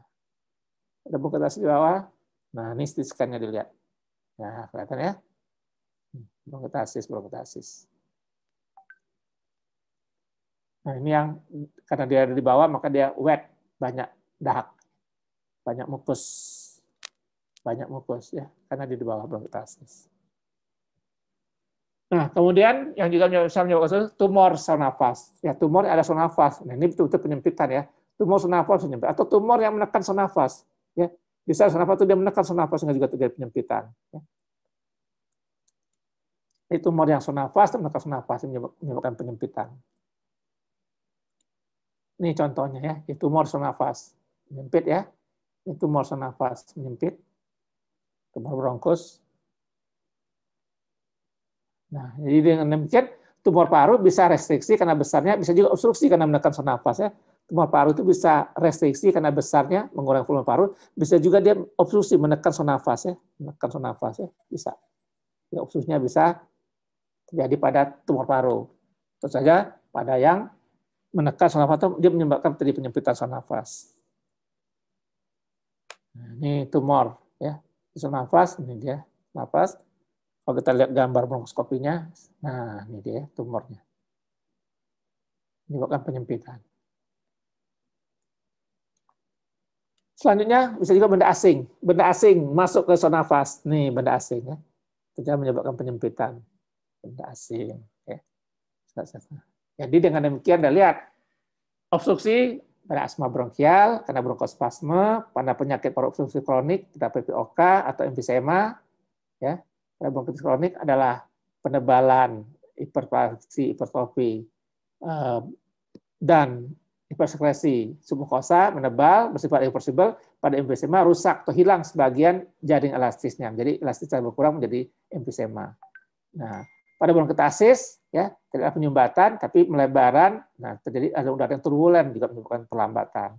Kemudian pada tumor baik itu sel nafas maupun menekan sel nafas menyebabkan obstruksi, betul-betul obstruksi ini, dan pada benda asing juga betul-betul obstruksi atau penyempitan. Nah, jadi Anda lihat berbeda dengan restriksi, obstruksi terjadi pada saluran nafas. Jadi buat kita dokter paru, obstruksi ini lebih penting karena betul-betul terjadi di paru, artinya di organ sel nafas. Berbeda dengan restriksi, lebih banyak terjadi di luar paru, di mediastinum, di diafragma, di tulang, otot, atau di pleura. Nah, sebagai kesimpulan, volume paru terdiri dari volume statik, tidak memperhatikan waktu, dan volume dinamik ada waktunya, contohnya volume ekspansi fase detik pertama, atau maksimal volume dari ventilation. Kemudian kelainan ventilasi yaitu restriksi dan obstruksi. Restriksi parameter adalah kapasitas vital kurang dari 40% nilai prediksi, sedangkan obstruksi terjadi, ya, restriksi bisa terjadi banyak ya, di paru dan di luar paru. Sedangkan obstruksi kalau volume ekspansi paksa detik pertama dibandingkan kapasitas vital kurang dari 70%. Untuk Indonesia kita pakai 75%. Gold dan China makanya 70%. Kemudian obstruksi ini ya terjadi karena semua kelainan saluran nafas. Bisa karena asma bronkial, bronkitis kronik, emfisema, bronkitasis, tumor saluran nafas, tumor menekan saluran nafas, dan benda asing. Ya. Pengukurannya dengan spirometer. Saya kira itu kuliah kita untuk malam ini. Terbuka kesempatan untuk tanya jawab. Silakan. Ya, terima kasih Prof atas penjelasannya. Ini ada beberapa pertanyaan melalui chat. Salah satunya adalah dari Dokter, chatnya mana tadi? Dari Dokter Alfian lagi. Oh ya. Ya, ini jadi, ada absensinya ya. Sebentar. Mohon penjelasan faal paru pada pasien preoperatif. Nomor 2, data pneumobile 1989 apakah masih bisa dipakai sementara semua alat spirometri yang mencantumkan pneumobile tidak semua alat spirometri yang mencantumkan pneumobile dalam nilai standarnya. Apakah perlu kita hitung manual persen prediksinya dengan pneumobile atau kita bisa hitung nilai standar yang lain? Nilai standar mana yang kita pakai? Nomor 3 adalah pasien dengan hasil faal paru restriksi, apakah harus dilakukan TLC? Mohon penjelasan tentang body platelet tomograph dan CPET, cardiopulmonary exercise test. Ya, kita jawab satu-satu ya. Yang pertama tadi apa ya, lupa. Pertama tadi ini Prof, preoperatif. Oh ya, oke. Saya tidak hafal angka-angkanya Dr. Alfian, nanti saya cari, nanti saya jawab pada kesempatan berikut ya. Oke, preoperatif. Karena ada angka-angkanya tentu. Kalau di operasinya mengangkat paru bagaimana, kalau operasinya untuk tidak restriksi paru ada angka-angkanya. Ya, jadi itu sudah ada kita buat. Ya. Yang kedua, pneumomobil. Ya, kita harus tetap pakai pneumomobil karena itu penelitian kita harus pakai, masih berlaku ya. Jadi gini, pada waktu pertama saya datang ke Persahabatan tahun 83 itu kita punya alat namanya GOLD buatan Belanda. Jadi parameter dipakai sesuai dengan yang ada di alat, pakai parameter Belanda. Apa akibatnya? Semua orang Indonesia restriksi. Karena yang pakailah standar orang Belanda. Kemudian Dr. Alwi, nama panjang saya lupa, yang ada di Sumatera Selatan, melakukan penelitian. Ternyata nilai untuk orang Indonesia itu 70% dari orang Belanda. Maka itu sebabnya semuanya restriksi. Kalau orang Belanda 100%, kita jatuh 70% karena nilai kita lebih rendah. Maka restriksi. Kemudian pada 83 saya bawa nilai prediksi dari Hiroshima. Hiroshima kan orang Jepang kan mirip orang Indonesia. Kita pakai. Nah, sementara kita pakai itu. Nah, kemudian baru pneumomobil, waktu pneumomobil sudah hasil, ternyata nilai Hiroshima juga lebih tinggi daripada pneumomobil. Jadi makanya kita harus pakai punya kita. Kalau mau lakukan penelitian ulang, boleh lakukan lagi, tapi tetap untuk orang Indonesia. Nah, memang kita sudah berusaha memasukkan nilai prediksi itu pada beberapa alat. Jadi kita punya alat namanya KDD, udah kita beli, nah kita masukkan nilai prediksi. Jadi saya pernah menghubungi beberapa perusahaan alat spirometri, dia boleh kita masukkan, tapi diminta 1.000, ya. NDD. Oh, NDD. KDD itu Jepang ya. Telkom Jepang, NDD ya. Jadi kalau Anda beli NDD itu dimasukkan nilai pneumomobil otomatis ya. Jadi ada beberapa perusahaan kita hubungi, katanya kalau alat mau beli, kalau bisa pesan untuk 1.000 alat, kita masukkan nilai prediksinya. Kan ada itunya juga ya. Jadi kita belum sanggup untuk membeli 1.000 spirometri karena dokter paru aja baru 1.000, belum tentu semua bisa beli ya. Ya, kita juga nggak punya duit. Kalau punya duit kita beli itu 1.000, nanti kita jual lagi. Kayak begitu jawabannya. Jadi sementara Anda bisa hitung ya, pakai kita di Jakarta juga pakai hitung, tapi sudah ada, kalau saya tidak salah sudah ada nilai prediksi itu di Play Store. Lihat aja nilai prediksi pneumomobil. Jadi itu bisa di-download, jadi nanti tinggal masuk ke datanya dikeluar otomatis ya. Ya, ada di Play Store nilai pneumomobil, nilai prediksinya. Jadi nggak usah dihitung ya. Sama ini juga Persahabatan kita hitung, tapi sekarang udah ada di Play Store, itu bisa dilihat. Tuh, yang ketiga jawabannya. Keempat, yang body plasmograph itu perlu kuliah khusus ya. Pada saat ini saya tidak menyiapkan slide-nya dan lain-lainnya. Nanti saya pada waktu kan masih ada berapa kuliah lagi ya, akan saya jelaskan ya. Mudah-mudahan juga tentang CPX. Ya. Janjilah Dr. Alfian, mudah-mudahan nanti saya bisa jelaskan. Iya. Selanjutnya sebetulnya bukan promo ya, Prof, tapi ya. NDD itu ada yang handheld. Ya. Ada yang juga kecil seperti komputer zaman dulu, portable, yang sudah lengkap dengan DLCO. Betul. Jadi dan itu cukup tahan banting juga, mungkin di institusi pendidikan bisa di. Ya, kita juga waktu ada penelitian biomas tadi tentang PPOK, itu kita ke kampung-kampung itu juga punya nyanyi NDD pakai spirometri. Nah, itu juga sudah direkomendasi oleh ATS dan IRS. Jadi walaupun alatnya kecil, tapi bisa. Jadi kalau mau beli pakai NDD ya, dan itu dimasukkan nilai pneumomobil karena sudah janji. Setiap yang beli orang Indonesia beli itu harus masuk nilai pneumomobil NDD. Ya, bukan promo, cuman karena kita pakai. Ya, karena itu aslinya bagus dan kita juga merekomendasikan. Jadi kalau saya sudah dibeli di Aceh, sudah di beberapa tempat ya. Kalau ada juga yang dokter paru baru lulus, ya kita rekomendasikan beli NDD yang sederhana juga ada, yang portable kecil, ya kira-kira sebesar kecil lah ya, sebesar sedikit dari voltmeter.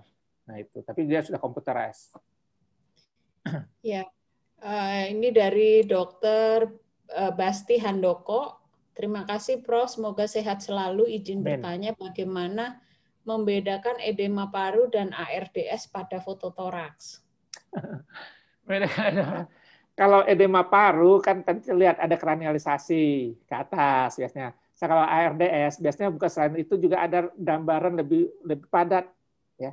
Tadi kan udah lihat gambar ARDS ya, kalau ada yang baru mungkin seperti edema paru, tapi lebih padat lagi nanti pada ARDS ya, ada gambaran seperti ya, kadang bisa juga terjadi pada ARDS itu kan dasarnya biasanya pneumonia, jadi gambar seperti pneumonia, jadi ada konsolidasi. Sampai pada edema paru kan nggak ada konsolidasi sama cairan, jadi gambarannya tidak padat seperti begitu. Jadi gambaran seperti bayangan, kemudian yang ada kronisasi makin ke atas. Sampai pada ARDS itu biasanya ada pneumoninya, jadi ada gambar yang lebih padat seperti tadi Anda lihat pada slide pertama. Ya, pertanyaan selanjutnya, Prof. Assalamualaikum warahmatullahi wabarakatuh. Pasien dari Dr. Afan, pasien emfisema dan bronkitis kronik dengan faal paru obstruksi, VEP1 per KVP kurang dari 75% dan irreversible, bukankah didiagnosis PPOK? Terima kasih. Bagaimana ulang? Pasien VEP1 per KVP kurang 75%, berarti ada obstruksi. Kemudian? Kurang dari 75%. Ya, berarti ada obstruksi. Ya. Bukankah didiagnosis PPOK? Oh ya. Nah, ya, untuk PPOK, karena kita tetap mengacu pada goal, jadi kita pakainya 70%. Jadi artinya obstruksinya lebih jelas. Ya memang kita menyatakan obstruksi itu kurang 75%. Tapi untuk PPOK khusus, kita pakai nilai goal ya secara internasional 70%. Dan itu artinya supaya betul-betul obstruksinya udah pasti sudah lebih jelas, sudah menetap. Maka kita pakai 70%. Mungkin antara 70-70% itu mungkin masih sebagian reversible kalau berikan bronchodilator dan sebagainya. Tapi udah 70% pasti di bawah 70% itu udah pasti dia tidak reversible. So kalau 70% obstruksinya masih ada obstruksi, mungkin ada bronchodilator dia akan membaik sedikit, dia enggak di atas 75%. Misalnya dia baru 74%, Anda berikan bronchodilator misalnya menjadi 75%, itu kan menjadi normal jadinya kan. Tapi kalau udah 70% untuk mencapai 70% terlalu jauh, maka kita pakai 70% untuk menyatakan dia pasti dia obstruksinya sudah irreversible. Itu demikian ya. Maka 70% kan sudah jauh dari nilai batas kita untuk menyatakan obstruksi. Kita pneumobil Indonesia mengatakan obstruksi 75%.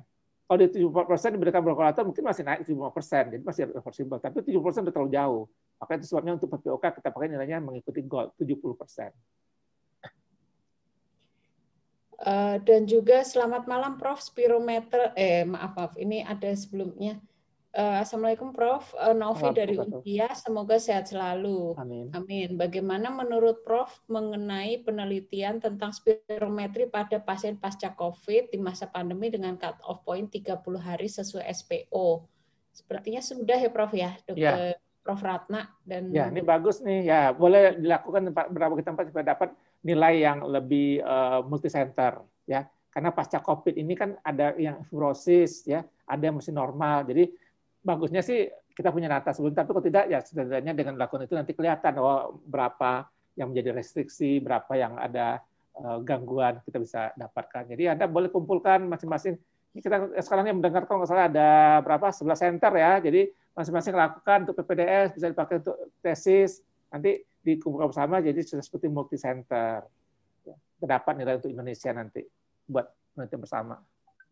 Oke, dari Dr. Devi Triana, selamat malam Prof. Spirometer yang portable dibandingkan spirometer Collins lebih baik yang mana nggih dan apa kekurangan? Iya, ya. Spirometer Collins. Ya, Collins masih ingat itulah spirometer pertama dibuat orang lo Collins, dia masih pakai air. Jadi memang volumenya volume betul. Sedangkan yang spirometer yang kita pakai sekarang ini kan tidak pakai yang air, kita pakai dengan melakukan pakai sensor, jadi udah elektronik, jadi tidak betul-betul volume biasa. Jadi berdasarkan kecepatan perubahan itu. Jadi pasti yang paling akurat itu Collins. Tapi orang sudah membuat demikian rupa spirometer sekarang itu dibandingkan Collins sudah artinya kemungkinan melesetnya kecil sekali karena sudah dibuat demikian rupa. Kan alat elektronik sekarang udah canggih sekali. Jadi mereka udah buat demikian rupa. Jadi artinya tidak pakai Collins pun. Collins kan tidak bisa bawa kemana-mana, nanti tumpah besar alatnya. Dan kemudian juga ada airnya, kalau airnya kurang dan tidak akurat dan sebagainya, harus pakai lime untuk CaCO3 untuk menghitungkan uap air, supaya nanti dia basah. Jadi pemeliharaannya juga agak susah ya. Saya waktu di Jepang masih pakai yang Collins itu, jadi harus setiap sebentar kita kasih CaCO3 itu apa, kalsium karbonat ya, supaya untuk mengisap airnya. Kalau nanti dia basah itu akan mengganggu dan lain-lain ya. Nah, sekarang kan udah punya yang portable, kita nggak perlu, hanya perlu kalibrasi ya. Nanti kita akan lebih jelas nanti, mudah-mudahan pekan depan itu kuliah tentang spirometri. Ya, nanti Anda bisa tanya yang lebih lengkap tentang spirometri. Nanti itu lebih akurasinya udah sama sekarang. Asal yang penting dia dikalibrasi. Dia nggak bagus kalau tidak dikalibrasi ya. Kalau dia kalibrasi udah sama. Karena orang untuk membuatnya kan udah buat standar. Jadi dibandingkan dengan yang aslinya Collins sehingga dia bisa tetap akurat asal dikalibrasi. Ya, Prof, ini kalau kita lihat, terima kasih Prof untuk ilmunya dari Dr. Santi, dari PDPI. Assalamualaikum Prof, izin bertanya bagaimana arti klinis dari air trapping, nilai air trapping. Terima kasih. Oke, ya. Air trapping adalah udara yang tidak ikut berventilasi, terperangkap. Jadi arti klinisnya makin besar air trappingnya makin tidak bagus karena kan dia tidak berventilasi, jadi tidak terjadi pertukaran gas. Dengan demikian kan CO2 akan tetap ada dalam, O2-nya tetap rendah. Jadi artinya di alveolar itu terdapat keadaan yang CO2-nya tinggi, O2-nya rendah. Dan itu tentu tidak bagus. Menyebabkan nanti terjadi gangguan hipoksemia atau hiperkapnia di dalam. Maka orang-orang PPOK makin berat PPOK-nya, maka dia hipoksemia dan hiperkapnia. Kok bisa hipoksemia hiperkapnia? Itu menerangkan karena udaranya terperangkap, air trapping, tidak ikut dia bertukar berventilasi. Karena begitu dia mau keluar sebagian udara tetap di dalam. Nah, udara di dalam itu kan berasal dari kapiler yang tinggi CO2-nya, rendah O2-nya. Maka orang PPOK dia tetap hipoksemia dan hiperkapnia. Karena air trappingnya banyak, makin banyak air trappingnya dia makin hipoksemia dan makin hiperkapnia. Itu arti klinisnya air trapping. Kalau dia sedikit ya nggak masalah. Jadi sedikit sekali itu bisa diencerkan dengan udara luar. Tapi kalau air trapping dan air udara terperangkapnya makin banyak ya tentu makin banyak udara tadi tidak diganti dengan udara luar. Kalau udara luar kaya dengan oksigen, miskin kecil CO2-nya. Jadi kalau itu masuk semua ke dalam paru, maka paru kita akan kaya dengan oksigen, tinggi kadar oksigennya, rendah kadar CO2-nya. Kadar CO2-nya sama dengan kadar CO2 dalam pembuluh darah. Karena difusi CO2 kan 20 kali lebih bagus dari difusi. Nanti akan saya jelaskan pada kuliah berikutnya pada difusinya oksigen. Ya. Maka kalau orangnya makin banyak air trapping-nya, seperti kata tadi, udara yang berada di dalam alveol itu kan berasal dari udara yang dalam pembuluh darah. CO2-nya tinggi, O2-nya rendah. Maka itu sebabnya kita harus nafas dalam supaya udara masuk dan CO2-nya yang ada di dalam dikeluarkan, O2-nya masuk. Tapi kalau ada air trapping, O2-nya nggak bisa masuk, CO2-nya nggak bisa keluar. Ya, jadi konsekuensinya hipoksemia dan hiperkapnia. Oke, dari Dr. Ungki, Prof. Ya. Mohon berikutnya ada kuliah body plate dan CPX. Insya Allah nanti saya itu ya, oke baik. Soalnya rencana saya kuliah pekan depan tentang pemeriksaan spirometri, bagaimana pemeriksaannya, syarat, indikasi, dan bagaimana menilai hasilnya. Terus sudah itu nanti kuliah tentang AaDO2, terapi oksigen, kemudian yang lain-lain. Nah, nanti kalau perlu ya ditambah satu kuliah lagi. Rencananya kan cuma 4 ya. Ini 2, yang kedua nih, ketiga 4 ya. Kalau perlu nanti sampai kelima, tanya sama sekretaris kolegium tersita. Ya, Prof. Ini selamat malam Prof, mohon izin bertanya, apakah spirometri insentif masih digunakan pada tata laksana pasca pendaftaran? Ya. Spirometri insentif itu bukan spirometri ya, itu alat bagaimana ya mungkin disebut spirometri karena kita niup ya. Jadi itu gunanya kita meniup itu untuk supaya paru kita mengembang. Jadi orang-orang pasca dioperasi ini mungkin ada paru-paru yang masih nggak mengembang, mungkin karena selama operasi kan dia pakai anestesi, jadi mungkin dan lagi parunya diam kan karena lagi dioperasi, kan ventilasinya kan pakai ventilasi buatan dari luar. Jadi ada artektasis, jadi tidak mengembang, begitu juga pergerakannya berkurang, maka disuruh dia meniup pada alat yang kita namanya spirometri insentif. Gunanya supaya parunya yang tadinya kuncup karena ada artektasis pada waktu dia dilakukan operasi itu buka, jadi gitu atau parunya juga menjadi lebih kaku selama dia ada prosedur operasinya ya. Ada berbagai faktor, mungkin ada mukus yang menyumbat, ada mikroartektasis, kemudian juga parunya karena proses anestesi menjadi tidak bergerak dengan baik, maka disuruh latihan meniup. Nah, alat ini namanya spirometri insentif. Masih kita kerjakan ya pada orang-orang melakukan operasi, apalagi reseksi paru ya, pneumotomi itu dengan spirometri insentif. Disebut spirometri bukan untuk diukur ya, tapi dengan meniup, jadi kalau untuk spirometri begitu. Ya. Kalau di Jepang langsung diberikan rutin ya Prof ya, jadi pasca bedah biasanya udah satu set spirometri insentif diberikan kepada pasien untuk latihan pengembangan jalan napas, pengembangan paru. Kemudian Dr. Wawan Bahmid mohon izin bertanya, Prof, jika pasien dengan gambaran foto toraks emfisematus lung dan faal paru belum ada tanda-tanda obstruksi, apakah ada tempat untuk pemberian bronkodilator? Bagaimana mekanismenya? Sangat hati-hati ya, karena kalau orangnya kurus, itu gambarnya kayak emfisema. Ya, kalau orang kurus itu karena jaringan ototnya berkurang, jadi parunya terlihat lebih lusen.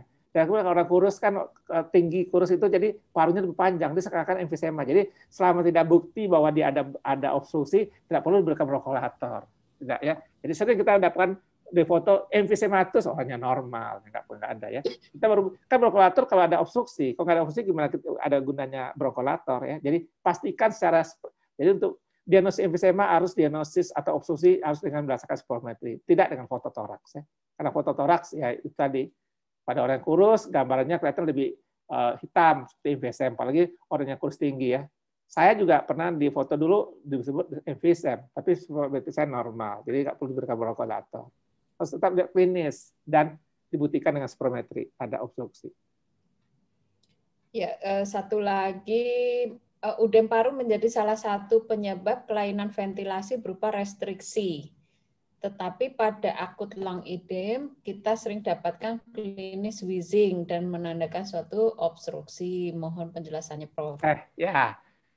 Nah, jadi gini, kenapa ada mengi? Kan pada edem paru juga bisa cairan itu ada di dinding saluran nafas. Dan dinding saluran nafas sehingga dia menekan saluran nafasnya, seakan ada penyempitan. Kita sebut namanya wheezing. Itu juga terjadi pada orang dengan gagal nafas atau gagal jantung kongestif.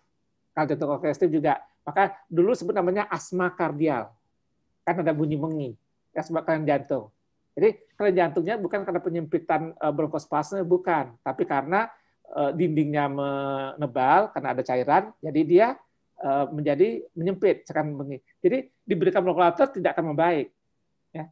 Maka obatnya apa? Obatnya diberikan diuretik, furosemide, sehingga cairan keluar nanti menginya menghilang. Ya. Jadi apa beda antara asma kardial dengan asma bronkial? Asma bronkial penyempitan terjadi karena bronkospasme.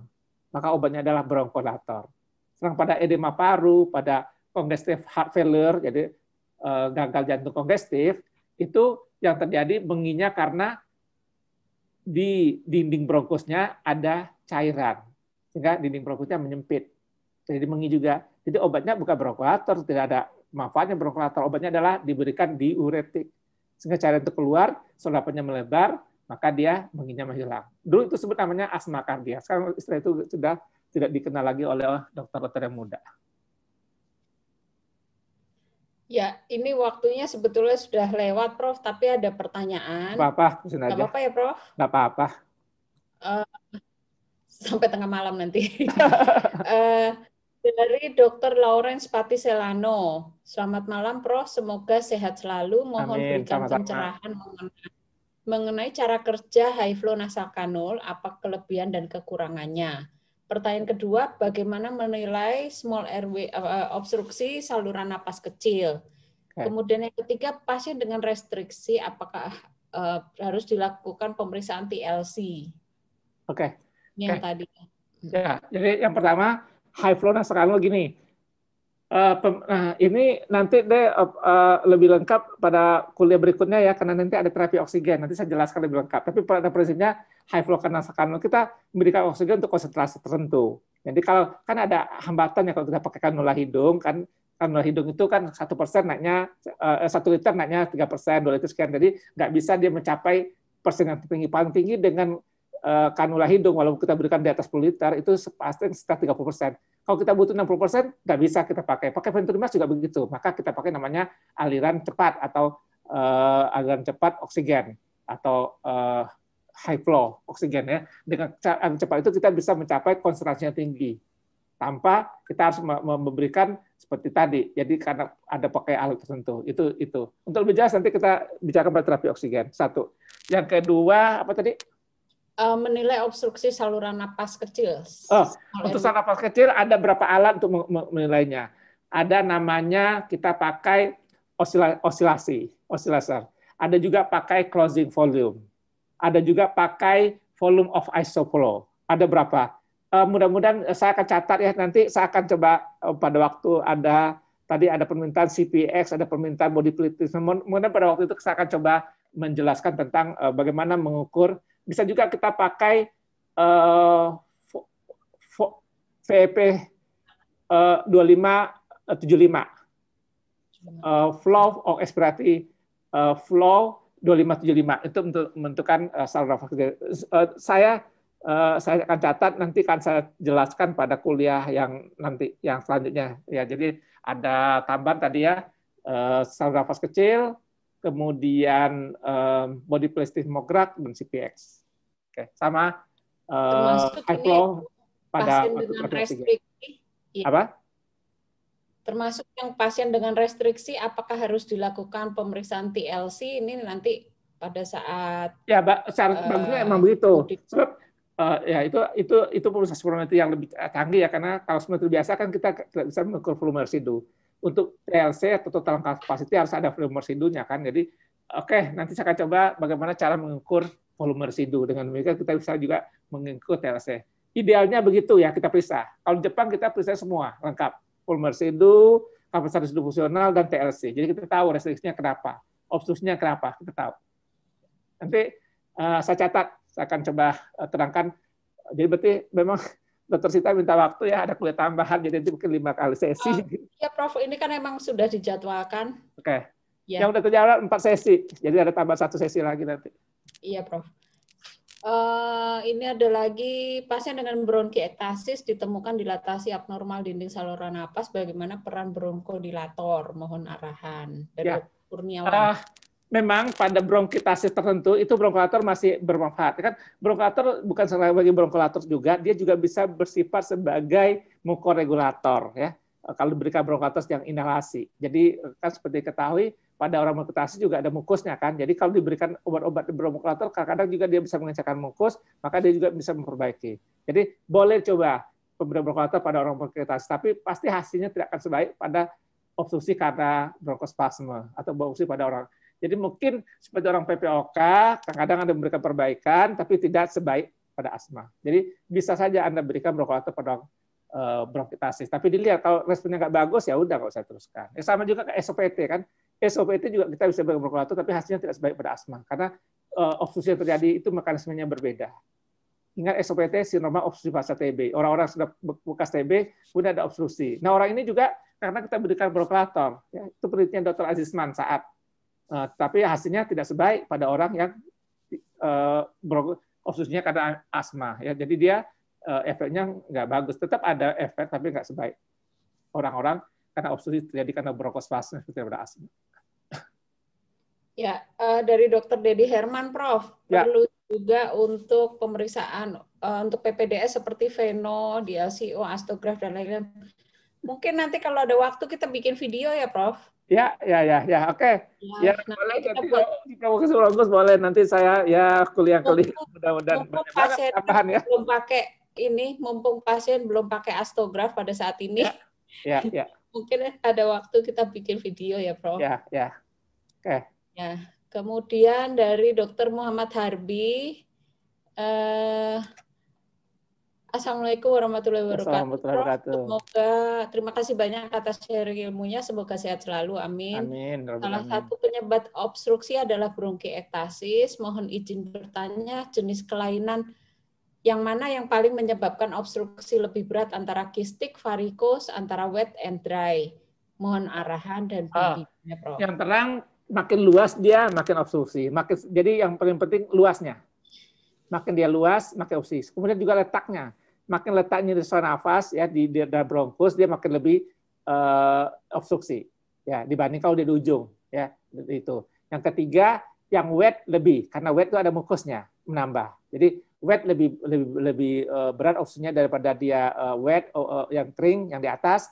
Kemudian makin luas dia akan makin luas obstruksinya. Kemudian kelainannya makin dia ke arah bronkus ke arah sentral dia makin lebih berat obstruksinya dibandingkan dia makin ke arah proksimal ke arah alveol. Ya, oke. Baik, Prof. Pertanyaannya sudah selesai. Mungkin bisa kita akhiri pada hari ini kuliah Prof. Faisal. Minggu depan dengan topik spirometri sekalian di LCO ya, Prof? Di LCO boleh, ya. Spirometri di LCO, kemudian nanti minggu depannya lagi mengenai ada terapi oksigen, AADO2. Ya, AADO2 itu penting, Prof. Ini lagi musim COVID seperti ini. AADO2 hipoksemia. Penghitungan kebutuhan oksigen pasien dan lain-lain sebagai reminder untuk kami. Itu saja, Prof. Ada yang lain, Prof? Sementara itu, terima kasih banyak atas perhatiannya. Berapa orang yang hadir, Dr. Sita? 462, Prof. Tadi. Alhamdulillah. Ya. Ini rencananya kalau jadi bagus nanti ada videonya nanti akan saya masukkan di YouTube. Nanti saya kasih linknya. Oke, baik, Prof. Mudah-mudahan ya. Iya. Oke, sekali lagi terima kasih atas atas ininya antusiasnya juga atas pertanyaannya, makin banyak pertanyaan ya, jadi makin banyak juga membuka inspirasi buat yang lain. Ya, mudah-mudahan bermanfaat. Kurang mohon maaf. Assalamualaikum warahmatullahi wabarakatuh. Terima kasih banyak, Dr. Sita. Ya, waalaikumsalam warahmatullahi wabarakatuh. Terima kasih, Prof. Sehat selalu untuk semua sama-sama di Indonesia. Ini sepertinya ada semua KPS, Prof. Ada Dr. Helmia, ada alhamdulillah. Dr. Anarima, ada Dr. Santi, saya lihat. Enggak. Di Surabaya kan Dr. Anang KPS-nya. Oh iya, Dr. Anang, saya lupa. Bisa foto nggak ya? Cuma saya nggak ngerti caranya foto. Oh iya, makasih banyak Dr. Santi, Dr. Ana, Dr. Helmia, makasih. Dr. Anang, makasih banyak ya. Iya, Prof. Mohon masukan juga apa-apa gitu ya, mohon masukan. Ini gimana caranya ya, galeri ya? Dokter Sita mau foto, Dok? Ya. Kalau masih ada orangnya, boleh difoto. Ya. Minta untuk membuka video.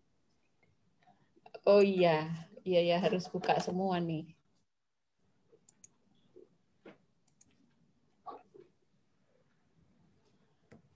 Kita lain banget hari malam ini. Kenapa, Prof? Kayak penyiar. Penyiar. Ya, saya beri apa-apa ya, Dok. Ada 12 halaman, Dok. Ya. Oh, alhamdulillah. Aduh, ya, terima kasih, Dok. Makasih banyak ya. Nanti dikirim ke ini, kirim kemana ya? Oh, kirim ke ini aja. Bentar. Kolegium. Ini foto dulu, Prof. Ya. 1, 2. Ini dari mana-mana nih, Prof. Dari Aceh sampai Kendari. Alhamdulillah. Kendari siapa? Yusuf? Ya, ada Dokter Sarifudin nih. Sarifudin. 1, 2, 3. Halaman berikutnya, halaman kedua. 1, 2, 3. Ini yang lagi foto namanya siapa ya? Reski saya, Prof. Reski, Prof. Reski, minta video yang pertama dong. Ya, Prof. Nanti saya kirimkan, Prof. Oh ya. Yes. Ya. Makasih ya, Reski. Sama-sama, Prof. 1, 2, 3. Reski di Malang ya? Ya, Prof. Di Malang, Prof. Ya. Yang halaman keempat masih belum buka video. Tolong dibuka videonya.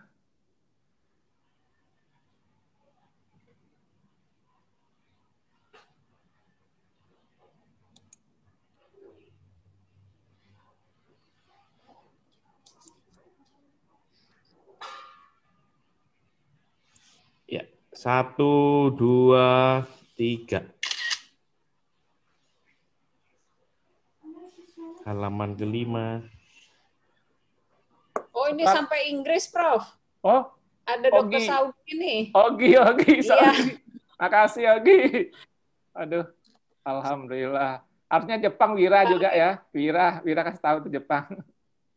Ya, ya, ya. 1, 2, 3. Sudah selesai, Prof. Sudah tidak ada yang buka video lagi. Iya, nggak apa-apa. Makasih banyak. Ya, terima kasih. Yang kedua ini juga direkam ya, Rizky ya? Ya, Prof. Selalu tolong dua-duanya ya. Ya, Prof. Baik, Prof. Punya alamat itu saya kan ya? Ada, Prof. Ada. Saya WA, Prof. Ada. Oh ya, tolong Rizky. Makasih banyak. Ya, terima kasih, Prof. Sehat selalu ya. Salam buat teman-teman di Malang. Makasih banyak atas bantuannya. Ya, Prof. Sehat selalu, Prof. Prof. Faisal. Ya, semua selalu ya. Dr. Rizky. Ya, terima kasih. Assalamualaikum. Makasih banyak. Assalamualaikum, Dr. Sita. Makasih banyak. Salam kartu, Prof. Ya. Izin, Prof.